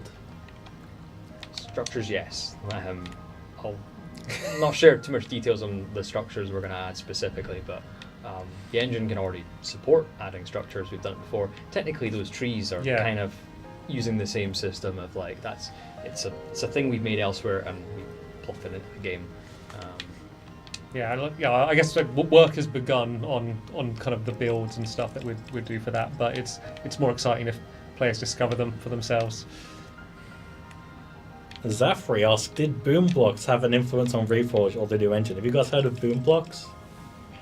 I don't know of it. Oh my god, Boom Blocks was amazing. It was a Wii game by Steven Spielberg. Oh yeah, I've And heard of this. You had a bunch of like blocks on like a podium, and you had to throw a ball at it, or like a bowling ball or a tennis ball or something at them to make them fall down, and then that's how you won the game. I can't see many correlations between that and Reforj. As you were saying that, I was like, I'm not sure. I mean, I guess there are explosions in the engine, I guess, but Yeah. that might be where the similarities end. But I do kind of want to play Boom Blocks now. Oh, it's so fun. I had it as a kid. So good. BootTube also asks, are there any plans for copy-paste editing features for the mode you're currently playing? I ask since, as you mentioned, repetitive building is tedious and takes a while. So it's a hard question to answer. So, part of the, even just as I've been building here, it's quite, you get into this sort of repetitive action, and it's quite, calming, and, it's fun to sort of lose yourself in, repeated placing or repeated mining. And we don't want to lose that necessarily. So we wouldn't want to basically, put in all these copy-paste features, in the survival game or even the creative mode. But we're not entirely... Like, we've made some tools already to help us out ourselves internally for map making, and we've showed it to YouTubers, and they clearly have an appetite for that stuff. It's been in some Elements Engine videos as well. We have shown it. Absolutely, yeah. We think there's a place for that. We just want to rush it into the game right now and focus our efforts on that. We'd love to be able to sort of build up our survival game, and then eventually kind of go, look, here's some tools. They need to go. They're all very much internal kind of dev tools. They need proper controller support, proper UI.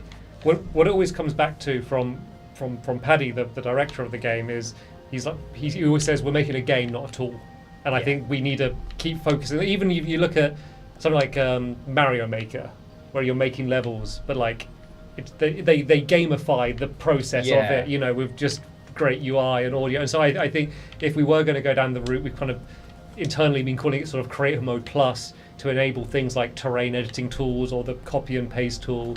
We would want to make sure we're kind of in that spirit of it being a game, or in a very different mode, so it's in a very different category of a world compared to someone who's kind of handcrafted a thing like Tom's doing here. There's kind of the three tiers, right? There's survival, creative mode, and then this would be some sort of editor or creative mode plus. And so there's been every time we've shown it, there's been a whole lot of enthusiasm for it, and we are absolutely not ignoring that. But we're also we want to be very careful about doing it right. White House of Gaming says, "Is that Joe in the middle? Are you Joe?" Yes. There you go. There's your answer. Hi, I'm Joe in the middle. Weird surname. Velocity Flytrap also asks, "Is the render distance adjustable? What's the limit to it?" The render distance currently isn't adjustable because we're kind of targeting a specific console right now. It's not to say that a future console might be able to support like a greater render distance, but what we've got right now is kind of tailored towards. It's pretty far as well. It's It's pretty. Like you wouldn't. It's probably not that far off real life, like human, like how far you could see you before. See the curvature of the Earth at this point, like. Yeah, and the other thing is, we've kind of mentioned about how like performance is such a priority, and that's not even just performance for the game now. We want to make sure we've got headroom, because we're going to be adding, multiplayer and explosions and all of these different things, all these more mobs and stuff, and so we need to make sure that we have headroom to add all of that stuff. And so, I'm sure we could crank that up a little bit higher and it would be fine, but we got to be careful with doing things like that to make sure that the experience stays as smooth as it currently is. Can I get hi from the devs? Yes, hello. Hi. Hello. Thanks for coming. Is there any in the Discord chat or the YouTube chat or anything at all? I don't have enough space for Discord chat. I've got both streams up. I've got Twitch chat, YouTube chat, and my notes. I went through just to grab a glass of water. I did see there's a couple people watching. So, hello. Pout asks, will there be a way to transfer your worlds between platforms and share worlds with others? It's too early to say. Too early to say. I mean, like that sounds great. Like like that sounds like that would be really cool. It's too far off to be. We don't need to rad it right now because we've only got the one platform right now. Yeah. We're fully focused on kind of Xbox at the moment. And then the reason for that is we wanted it to be on a lockdown platform. Obviously, it's Series S and X, but that's two platforms, we know what they are. And with these kind of early tests that we've been doing, they're about gameplay. They're gameplay tests. We want feedback on the game. They're not tech tests, which is why we've kind of kept it to at least one family of platforms. And why PC might have seemed the obvious option, but there would have ended up being a whole load of troubleshooting with I've got this CPU and this motherboard and this GPU and I'm on a hard drive, not an SSD. There's all of these other factors that we'd have to be working on, which we will tackle. We'll get to that, but it wasn't the priority for this test. And so because it was a smaller closed test for gameplay, the insider program kind of fit all of the needs for what we wanted. Because I know there's a lot of people sort of saying like, why Xbox? Why not PlayStation? Why not PC? It basically just it really fit our needs for this early test. That's not to say that this is going to be an Xbox exclusive eventually. That's not the case at all. Yeah, that's why I touched on in my Q&A video, where it's just like we want to eliminate the amount of things that can change. Like with PCs, you've got different CPUs, GPUs, motherboards, OSs. There's so many variables. I assume it gets way more difficult to diagnose bugs. Yeah, and also that's not what we want to be doing yet. We want feedback on what's the sculpting like, how's the wingsuit, what are the caves like, how are the mobs like. That's the feedback that we're looking for at the moment, which is good. That's the more fun feedback. And also shout out to everyone, whether you're in the Pioneer program and playing or just kind of responding from kind of the footage and screenshots we've seen. Like the feedback has been genuinely almost overwhelming, like literally, but it's incredible. Like it's we didn't know launching this, how many people would care or how many people would like have interest at first and then drift off. But like the enthusiasm has maintained and like the quality of the feedback has been so high. Honestly, was surprising. I was expecting just lots of just almost like a bullet point of demands or things that we want. But no, they're like we've got almost essays, videos, really detailed, stuff that I would. If I was doing the same, it would take me hours. So people are generally putting hours in that. Yeah, and it's gonna. It has already made a difference. Like there's already things with priorities that have shifted and changes that have been suggested and been worked on. That's already come from that feedback already. It's absolutely gonna make the game better. Because I'm always I know sort of early access or kind of these closed alphas, there's some people that are like, I'd rather just wait until it's ready, it's finished, which is fine. But even if you're in that camp, it's still better for you because the final version is going to be better. So if you want to jump in early, you want to help shape it, then please do. You'll help us make a better thing, and for those that, want to wait, you're going to get a 100% a better game at the end of it. It also helps us as devs, like you saying, we've already shifted priorities. It also helps even if we're planning something and we're going in a single direction and people are like, I want this, and we're like, cool, then great, we're on the right track. Yeah, it's like a sanity check. It's like, yes, okay, good. We thought it was cool too. We're glad you agree. Solemn Stag asks, what are kind of things you've learned during the development of Reforj? Probably one for you, Tom, I guess. What have I learned? The last game we worked on was a sort of party game, and then before that we were working on Minecraft, but we were very much building maps for it and sort of texture packs, and there was the ports as well, but in terms of me as a gameplay designer, when we moved into Reforj, I had to revisit I've worked on sandbox games before, but have I ever actually understood the gameplay loops of them all? So there's a lot of relearning, having to revisit those to kind of put myself in the designer's shoes when playing them. There's definitely lots of things I've learned there. Couldn't list them all. For me, because I'd never made a game before, the list is just too long. The main thing I've learned is how little I knew about making a game until until I joined, because this is my first. Obviously I have some design experience, kind of making things within another game. Which, I'm sure it's helped to a certain amount. But in terms of like kind of ground up making a thing, or at least being part of a team that's ground up making a thing, yeah, it's been completely new to me. Like even just some of the mundanities of just like the logistics of how it works and how you organize a team of this size and how people collaborate. And all these, one of the amazing things with games is all these different disciplines and all these different types of people with different skill set coming together to make a thing. And even obviously I'm involved in it, but even just kind of watching it and seeing how it all works is fascinating to me. I've joked before, it's almost like walking around in like a documentary. Like sometimes walking around the office is like cause I always love behind the scenes of like game development stuff, and so it's kind of like I'm watching a documentary, but I can choose where the camera looks. So it's been, as a big nerd like me, it's been fascinating. So those in chat asking about mods or monetization or like an in-game marketplace. It's too early for us to say. We're still very, very early on. This is the pre-alpha, so that's something we'll probably lock down much further on. There's a question from Twitch chat I really like. How are you three's days going? See any good movies lately? I feel like I did watch something decent recently. I'm not a big movie guy. I'm currently trying to narrow down my backlog on games. Just too many. I'm a big fan of bad movies. You just kind of open up Amazon Prime or something and just like find movies about talking dogs. And, It's funny because my answer is there couldn't be more on the opposite end of that scale. Is I'd never seen the Godfather films, so okay. I recently watched through all of them because I'd never seen them before. No talking dogs in those ones. No, it's just funny to me. Like you're watching talking dog videos, I'm watching Godfather, but that was like a. He was a treasure explorer. Yeah. What was it called? Do you remember? Timber the Treasure Dog. Oh. What about any games? Have you been playing any games recently? Oh. I've been playing Metaphor a lot. Oh, okay. And then I've also been playing Pokemon Emerald because Nice. I always need something like handheld to play. Shout out to Tom who changed my batteries in my Game Boy games. I brought in my Game Boy Pokemon games and he switched out the batteries for I me. actually now need to do mine because my battery is like failing. So. I gave you some spare batteries to be fair. I bought a set of them. I've been playing Clair Obscure Expedition 33. I was talking about that. Yeah, very, very good game. Recommend it on Game Pass.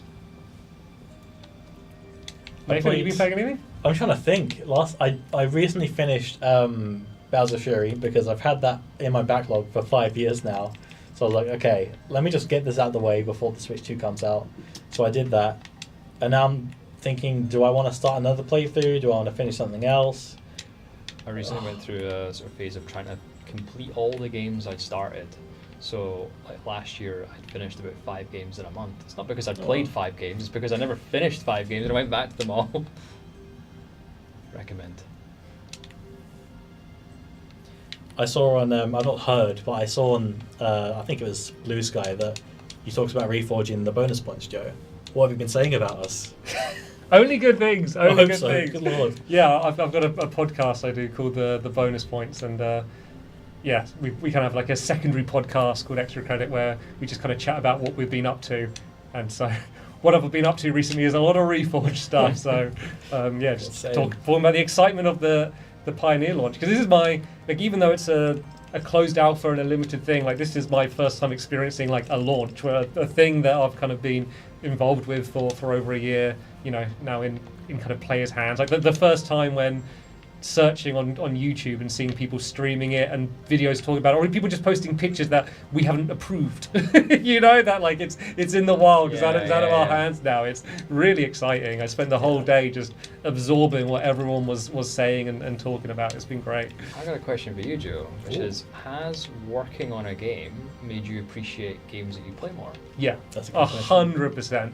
Okay, like games that I've already like played a lot of, like there's a lot of design decisions that you kind of take for like just take for granted. Yeah. Like when I thought of design, you know, like you kind of think of the bigger things. You think of like, oh yeah, they've balanced the weapons or they've, you know, the level design or whatever. But there's a lot of tiny minutiae about like, oh, if we're adding crouch, okay, what if you crouch but then you try to stand up under a thing? Or okay, we want a door. What happens if you stand in the way of the door? Or like when it's, you know, there's all of these design decisions of just like these weird cases where a player might be doing something in a way that we hadn't expected and things that you don't assume. And so the amount of thought that goes into some decision, we think, oh, we're going to add this, and you almost at first think, oh, it doesn't really require a design, it's obvious, and you think, oh no, actually there's a lot of different assumptions people could make about how this thing works. And so that's kind of stood out to me as now when I play a game and it works, I'm like, wow, they made a thing that works, like I know how hard that is. Frosty Flytrap asks, will Reforge be reviewed one day on the bonus points? Sounds like a conflict of interest. Yeah, not a farm on it. That wouldn't really work. One more question about you, Joe. Fusey asks, how often is Joe in the studio? How has the challenge of not always being in the studio impacted your work? So it goes up and down. Like for last year, when we were kind of really just fleshing out like what is this game going to be, sometimes we'd have a meeting that would be like a day. It'd be like we're in a room for a day and we're talking about combat or farming or the progression system or whatever it is. And so for those, I'd really want to be in the room because it's a very different dynamic when you're in the room. And so I was kind of up once or twice a month. Beginning of this year, it's kind of slowed down a little bit, and there's been a lot of stuff that I've been able to do remote. But like anytime there's a lot of big meetings together or a reason to come up like this stream, then I come up to the office.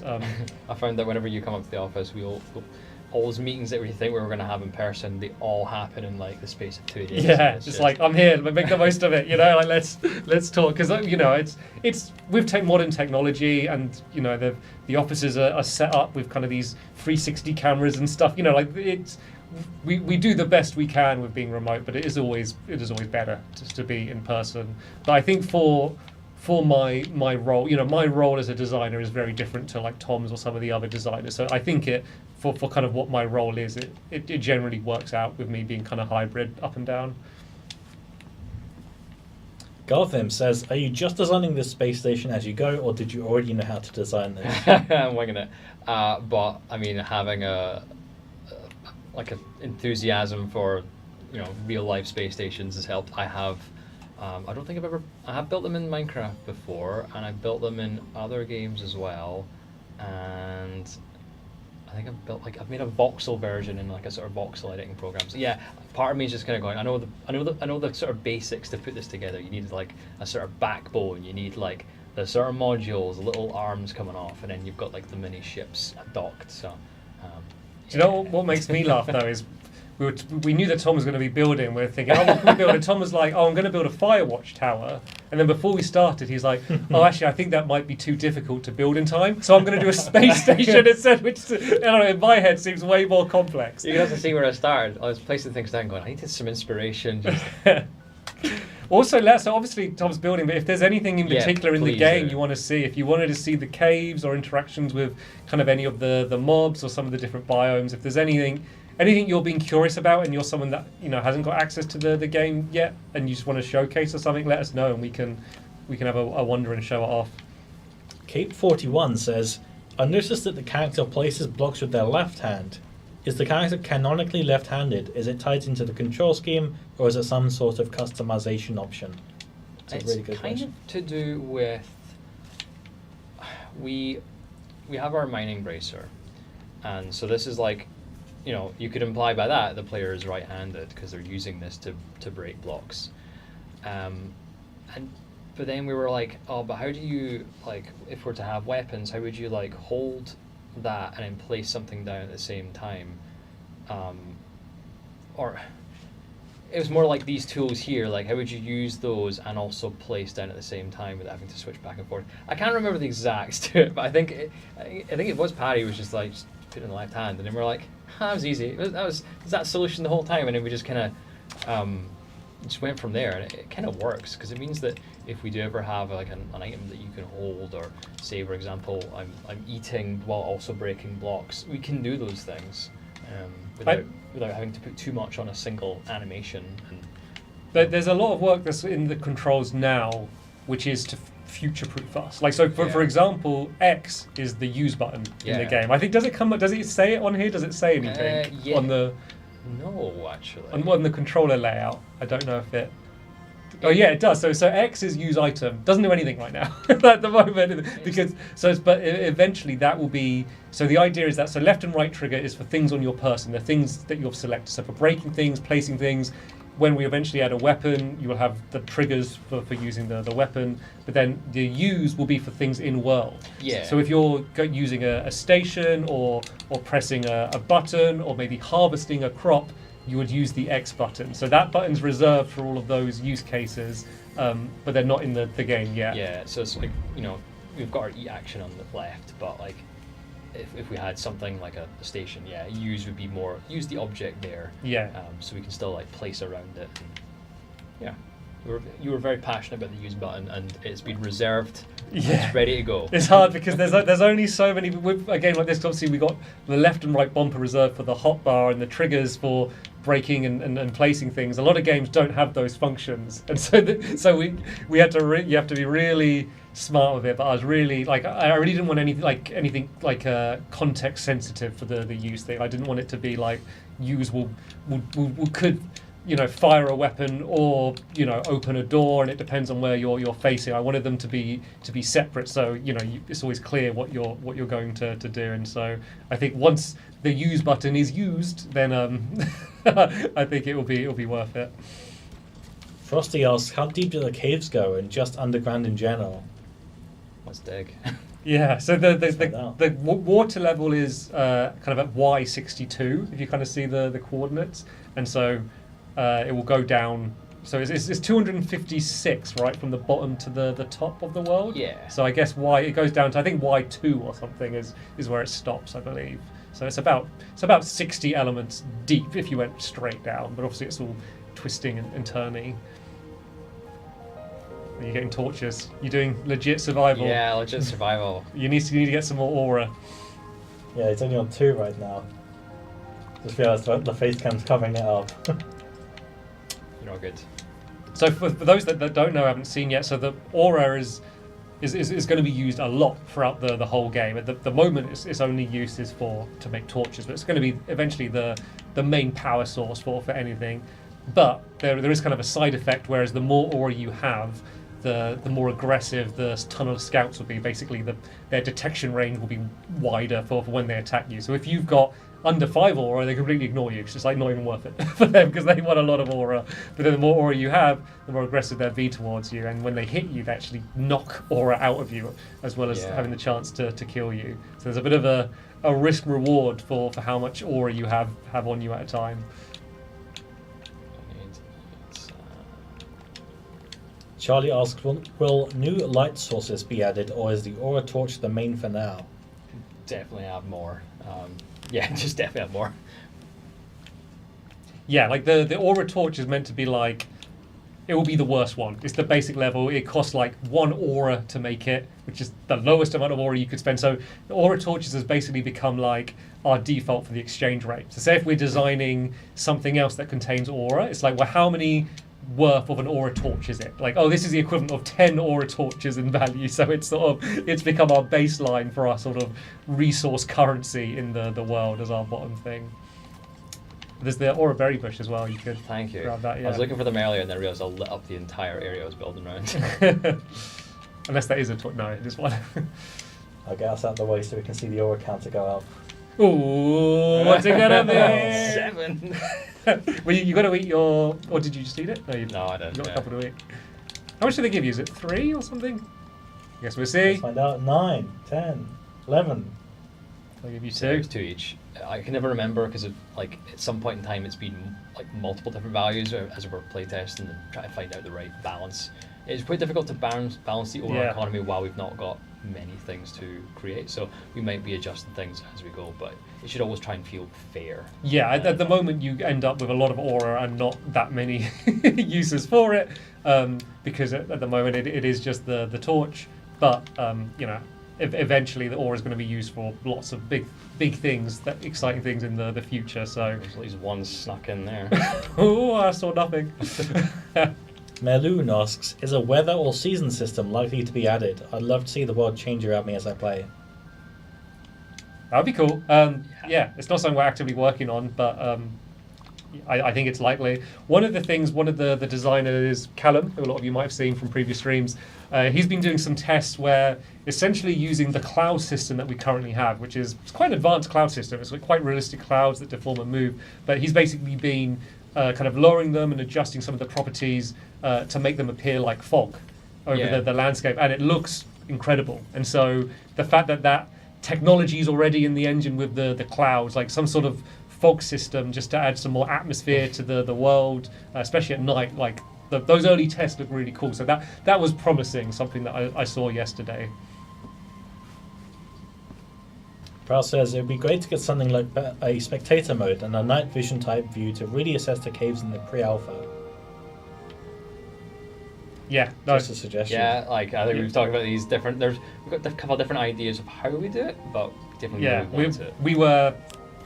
Don't know when it will come. We were discussing that literally today, a few hours ago. We were discussing different options. Also, just to enable people to get cinematic shots, or also, if people want to get thumbnails or a screenshot of their character, like ways to do that. Like these are, it's not surprising with me here with a YouTube background. It's something that's kind of like on my mind a lot as well. So we definitely won't be neglecting that. Oh, that's lucky. Oh, excellent. Oh, that's a big. That's a lot of them together. Vale says, Joe has quite a bit of experience with minigames in his Funland, and the 4G team have experience with their battle, tumble, glide minigames.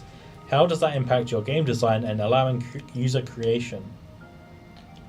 Like when we put the wingsuit in, one of the things we were trying to do is like think about if we were to make a wingsuit based minigame, how does the wingsuit feel to fly around a course we might make? But then we're also thinking about like this is the kind of game where you can make your own mini games within it, and put the controller in your friend's hand, be like, look, I built this, and try it out. So we've definitely got a mini game background for sure at Project. I mean, I think it won't be surprised to say like it's something we've thought a lot about. There's been a lot of brainstorming. There's a lot of ideas down. Like ultimately, we've decided to not have it as our core focus for now, because one of the things to say, if we made a mini game where it needs like a custom map, let's say for like console edition, say we did an equivalent of the battle mini game like Reforged. The thing is we would need to make like a custom map for each one, which is a lot of design and resources into that, whereas the focus at the moment is really on the survival experience. Yeah, we want more of a survival game loop, and once we've kind of got quite a hopefully healthy game loop, that's when we kind of start to break out and be like, okay, now what else can we do? Yeah, but I mean, it's definitely something exciting. Oh, that's a cool looking cave. Forget I'm in survival, so do not fall down. Careful, Yeah. no pressure. Don't embarrass yourself in front of 200 people.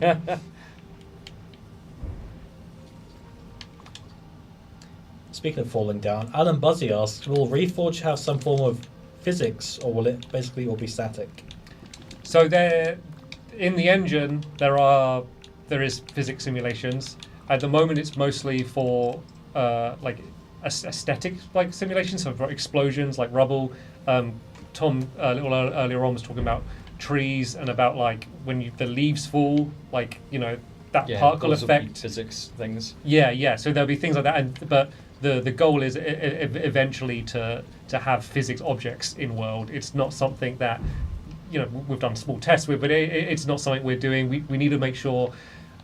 One of the things that's kind of difficult with that sort of things is multiplayer sessions. Say if you had a ball that you're knocking around, in multiplayer that ball needs to be in the exact right position for every player. So there's considerations like that. We need to make sure that we could probably throw something in now and mess around with it, but we need to make sure that it's not going to break someone's game or cause them to get stuck or something. But it's something that the engine can handle this type of thing, and it's something that basically everyone on the team Yeah, wants. I think we'll see it. It's Yeah. the question is when, and that's the harder question to answer. Yeah, that's the big one with all of this. You know, we're a small team. It's a small indie team making this game, and you know we're punching above our weight with the style of game that we're trying to make, and you know with very rapid development that people are hopefully seeing already, and so we've got to be really careful to plan exactly where we kind of direct our resources. Charlie says, "Who's your favourite member of 4J Studios? I want to start an argument." I don't have a favourite. I like all of them. That's the right answer I'm supposed to give, right? Yeah, no comment. No comment. Gotham asks, "Will there be doors?" Yes. Yes. Yeah. We're rapid firing these questions.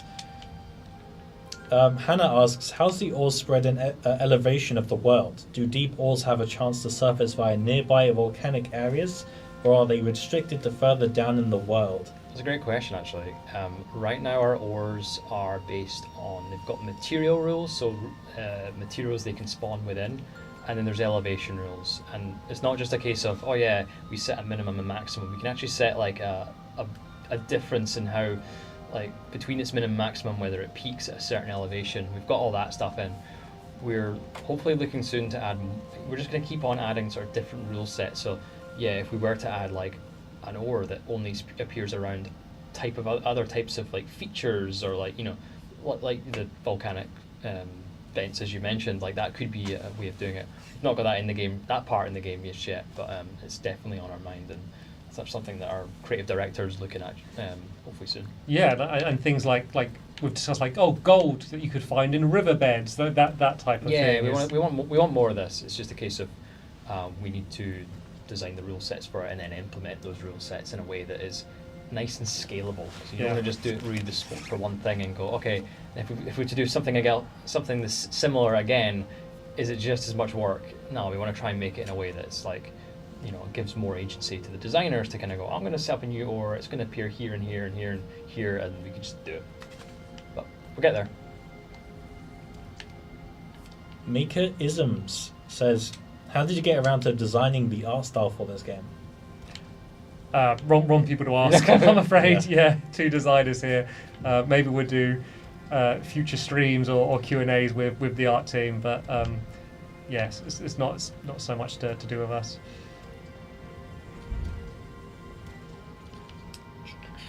That was really precarious. That I'll get there. You're really being careful here. I'd have just wingsuit nose tied down. I've tried to do that before and like come across as like really stylish in front of like people we're demoing the game to, and it doesn't go well. So I'm just not going to try. Even though yeah, that's I know my spawn point is back, you know, where the space station is. I don't think I went too far.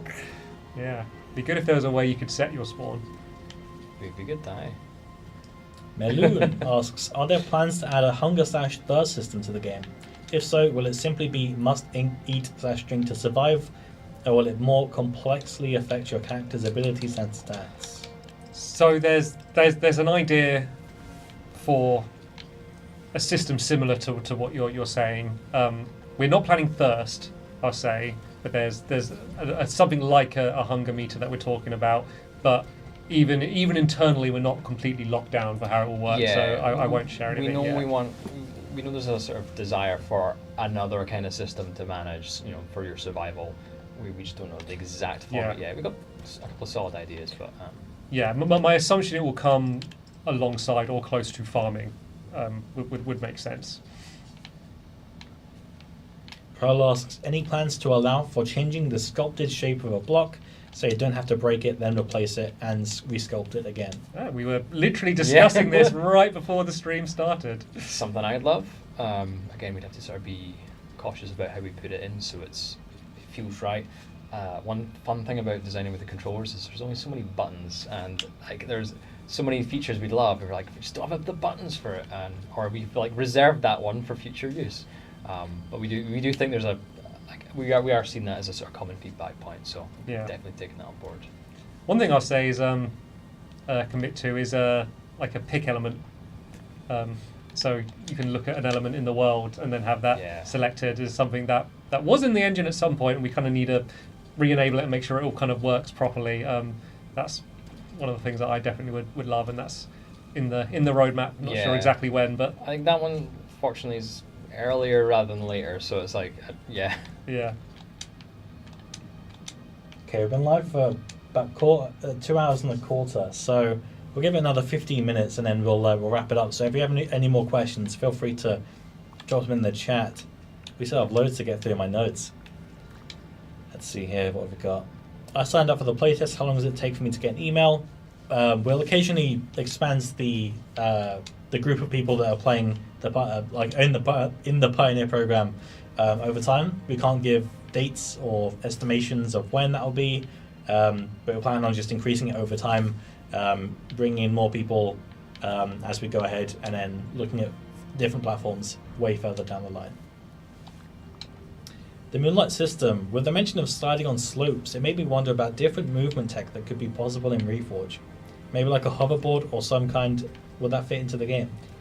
Yeah, I mean, one of the nice things, because the setting is, it's kind of a slightly, it's almost a little bit of mixture of sci-fi and fantasy, but it means it can be high tech. It's not powered by electricity, so it's not going to be Earth-like, but like a hovercraft could fit in the world of Reforj and not stand out. So those sort of like gadgety like tech items and tools, would fit in to the world of Reforj and not stand out. So we're not kind of limited by the lore of the world for adding those types of things in. Especially since we've kind of like made Aura it's a fictional thing. It's like we can make our own rule set for it. As long as we're sort of consistent with our own rule set. Andrew Mark asks, besides mushrooms, will there be more coloured light sources that the player can use/create? Yeah. Yeah, definitely. Like, we eventually want to have one for every colour, but we don't want to just add. We didn't just want to add every coloured mushroom down underground. That's not really exactly going to help make it feel feel right. You see the lava as well. You can kind of see the red glow from that. But yeah, definitely there'll be craftable light sources of different colours. And Frosty Flytrap asks, can you mix colour lighting to make new colours? It can happen sometimes. I did find like a sort of purpley light when two colours interact. It's hard to see here. Yeah, you can kind of see it here. So you used to be able to, the glowing mushrooms, you used to be able to pick them up. The problem with that is it just meant you didn't bother making torches because you just pick up loads of mushrooms. So now they don't glow when you replace them, when you pick them up. So it'll be, with the retail build, it'll be a little bit harder to demonstrate that. Because you can't pick up lava anymore either, because that was another thing. I think that might be in the Pioneer build. I can't remember. Yeah. I mean, like, right now you can pick up mushrooms. The only thing they can do is damage you. We think that, like, every resource in the game has the potential to be the crafting ingredient for some future thing. Jack and M asks, a lot of positive things I've noticed about Reforj are things I've heard Joe complain about in another game. Has it been therapeutic for him to bring those changes to Reforj and get a bit of closure? I'm really happy with the direction Reforj is going in. Are the biomes or worlds you are creating based on real life, or are they going to be more on the science fiction side? Kind of in the middle. Like, we want to make sure that it's grounded enough, so if someone's like, I want to build New York, they have the materials that they need to make it and the resources. Or if I'm like, I live in a small village in Scotland and I want to make that village, so it makes sense that the grass is green and the sky is blue, so people can make things on Earth. But because we have the gateway system, which, we will have a gateway system which allows players to travel to new worlds. It means we can kind of have this sort of base, essentially vanilla world, which will be more Earth-like, with noble glass and aura and tunnels and stuff in. Described it as like Earth adjacent. Yeah. So we want to make sure people can, build the Golden Gate Bridge and, it fits in. But then maybe they create a world for a gateway and it's floating islands or volcanic island, or it's made of candy floss, or we can kind of go much crazier there, as long as we have that kind of more Earth adjacent style world for players.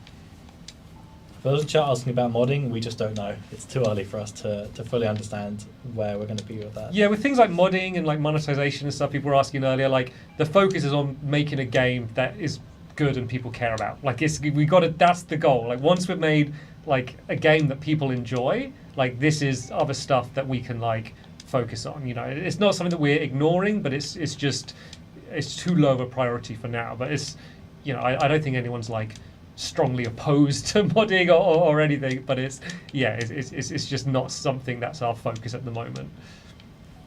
Connor asks, what's a 5-word sentence to describe the game? I think it is good. That's mine. Right. Build, craft, sculpt, explore, fight. Good. That's not a sentence, that's just words. There was a comma between every word. It's just all verbs. You can craft it fun. No. Reforge the Pass. world. Go on. Go on.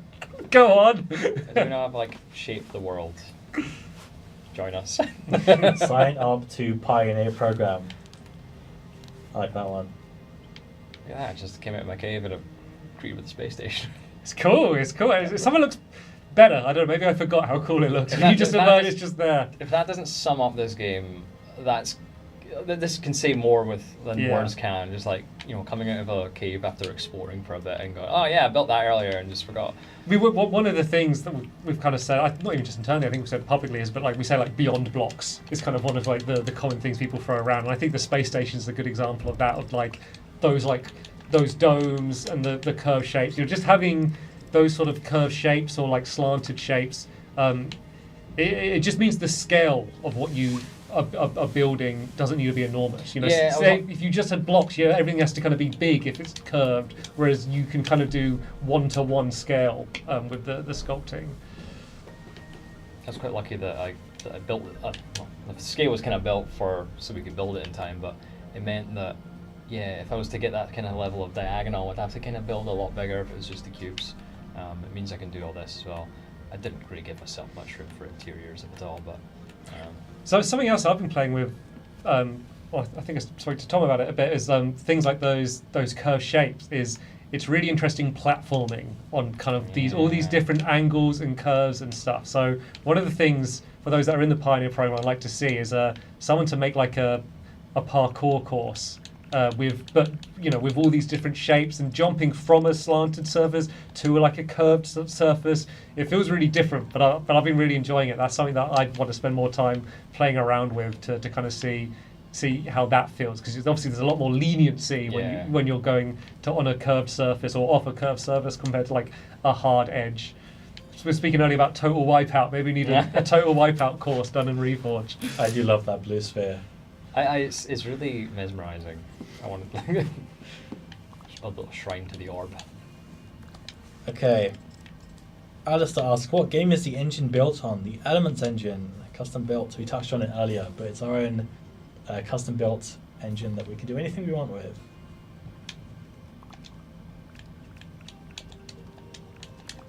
Will there be drinks? we have an idea. Yeah. I don't want to say it yet because it probably won't be coming soon, but we do have ideas for drinks. Will the game be playable on mobile? We have no plans for mobile at the moment. Pearl asks, will any plans for some of the physics shown in the Elements engine footage being added to Reforge, like explosions of blocks flying everywhere? Absolutely, and that's kind of the point of why we made those in the first place, and B, even shared them. Just we wanted to kind of show, hey, we can do the game can do this. Reforge will eventually do things like this, like moving at fast speeds and explosions.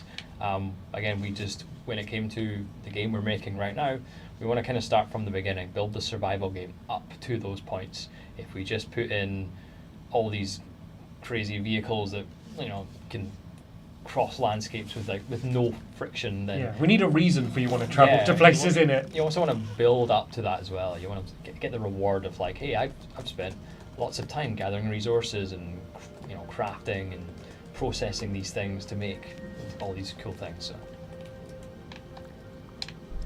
Cape 41 asks, might other dimensions you visit have different sizes?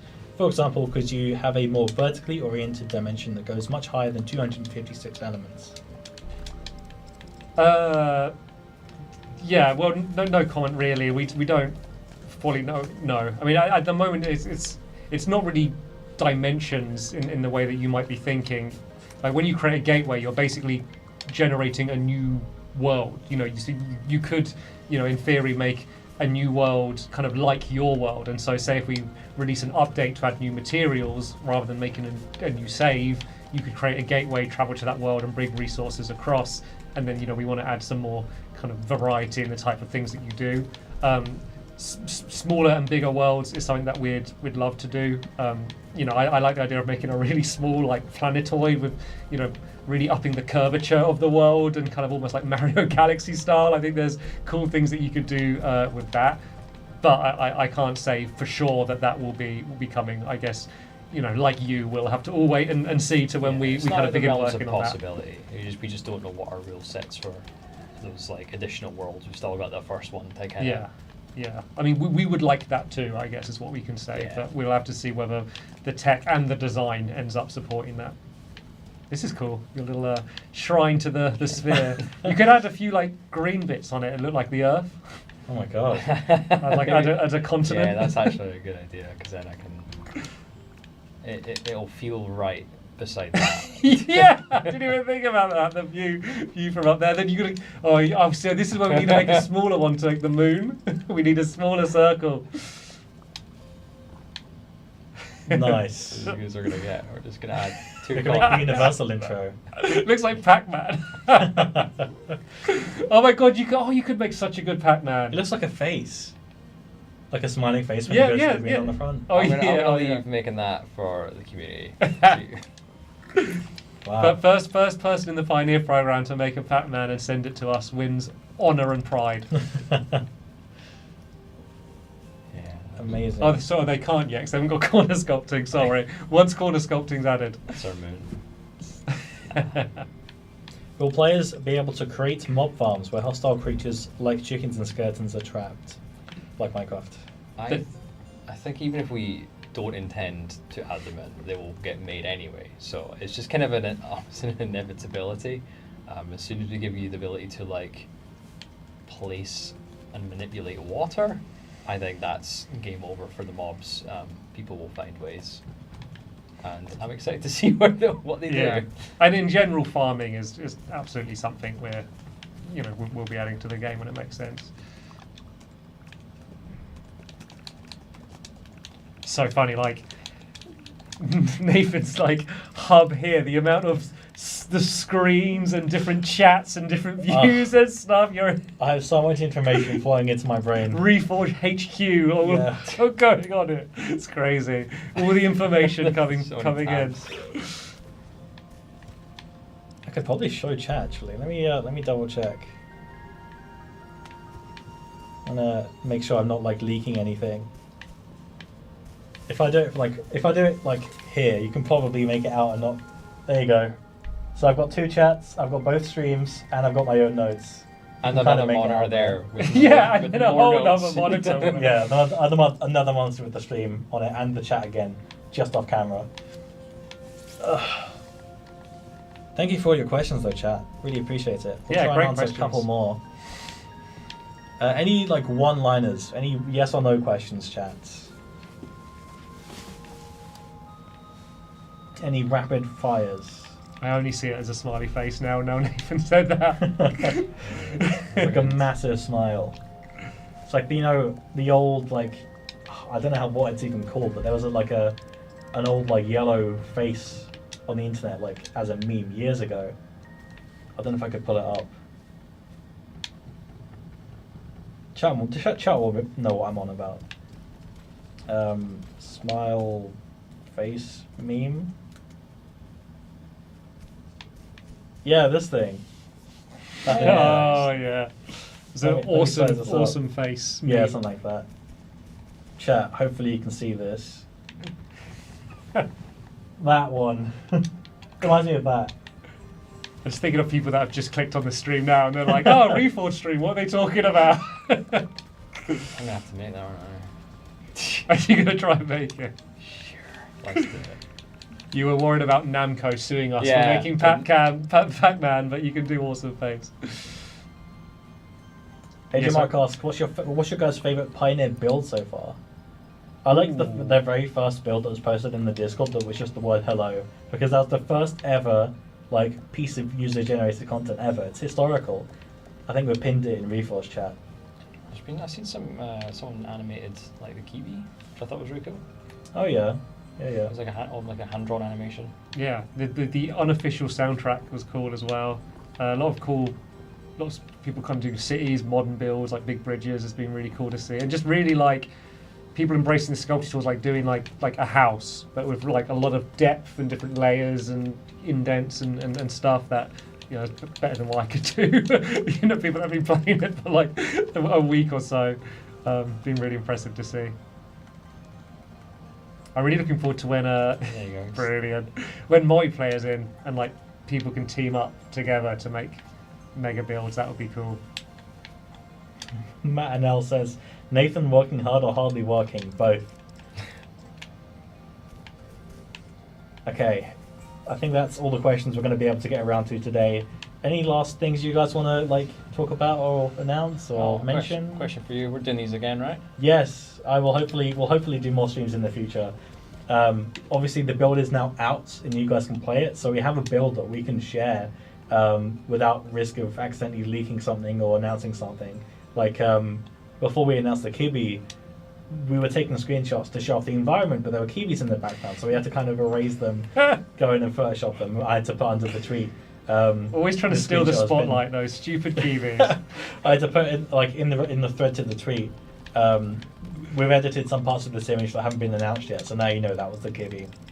So yeah, there's a build out there. We can stream it, we could share it, because you guys are playing the same thing. So hopefully we'll be able to do more streams like this more often. We've also got loads of ideas for YouTube content, highlighting community content. We're going to be interacting with the community, so tweet us and post everywhere. YouTube videos we look at. Go on the tweets. Discord. The Discord's the popping place. off at the moment. That's the place to be. And it's all members of the 4J team are on there. If you're posting in the Reforge feedback or questions channel, that's going to get eyes on it from someone on the dev team. Absolutely. And we have meetings going through it and discussing it. We are listening. We promise. If you see comments from 4J5, that is me. Just to put a face to the name. Yeah, okay, so I think we're going to wrap it up here. It's been 2.5 hours the stream's been up, so we're all going to relax and have a cool off. But thank you so much for watching. Thank you for giving us some amazing questions. I hope that you've learned a lot more about the world of Reforge and what we've got in the pipeline. And obviously you've seen the corner tool. What's it officially called? You just call it corner sculpting. It's a feature of the sculpting. It's not its own tool. It's just an evolution of the other tools. Yeah. Yeah, well, you've seen that for the first time. So, yeah, if you want to see more sneak peeks of things we're working on, join the Discord, discord.gg/Reforge. We're in there all the time. Pretty much the entire 4J staff are in there, and we have a look around, see what you guys are suggesting. We have a look at your feedback, all your content. I love seeing it. The whole team loves seeing it, so please jump in there. Also, if you have any more questions that we didn't get around to, join the Discord and we can ask in there. Also, the VOD will be available for this stream, so you can go rewind and watch the whole thing again and see if we answered any questions we might have missed. If we didn't answer any questions on stream today, it's either we don't know or we can't say. But if you want, you can still ask on the Discord, and we might get around to you again if we can say, and we do know. But that's it. Join the Discord. Also, sign up to the Pioneer program if you're interested in playtesting at reforge.game. And that's basically it. Thank you for watching. Thank you for making content. Thanks for asking questions. And we'll see you hopefully not too soon, not too far away in the future. Not too soon. Get out of here, you lot! Don't come back! Thanks for watching, everybody. We'll be back at some point in the future. Thanks, Bye. guys. Catch Bye. you later.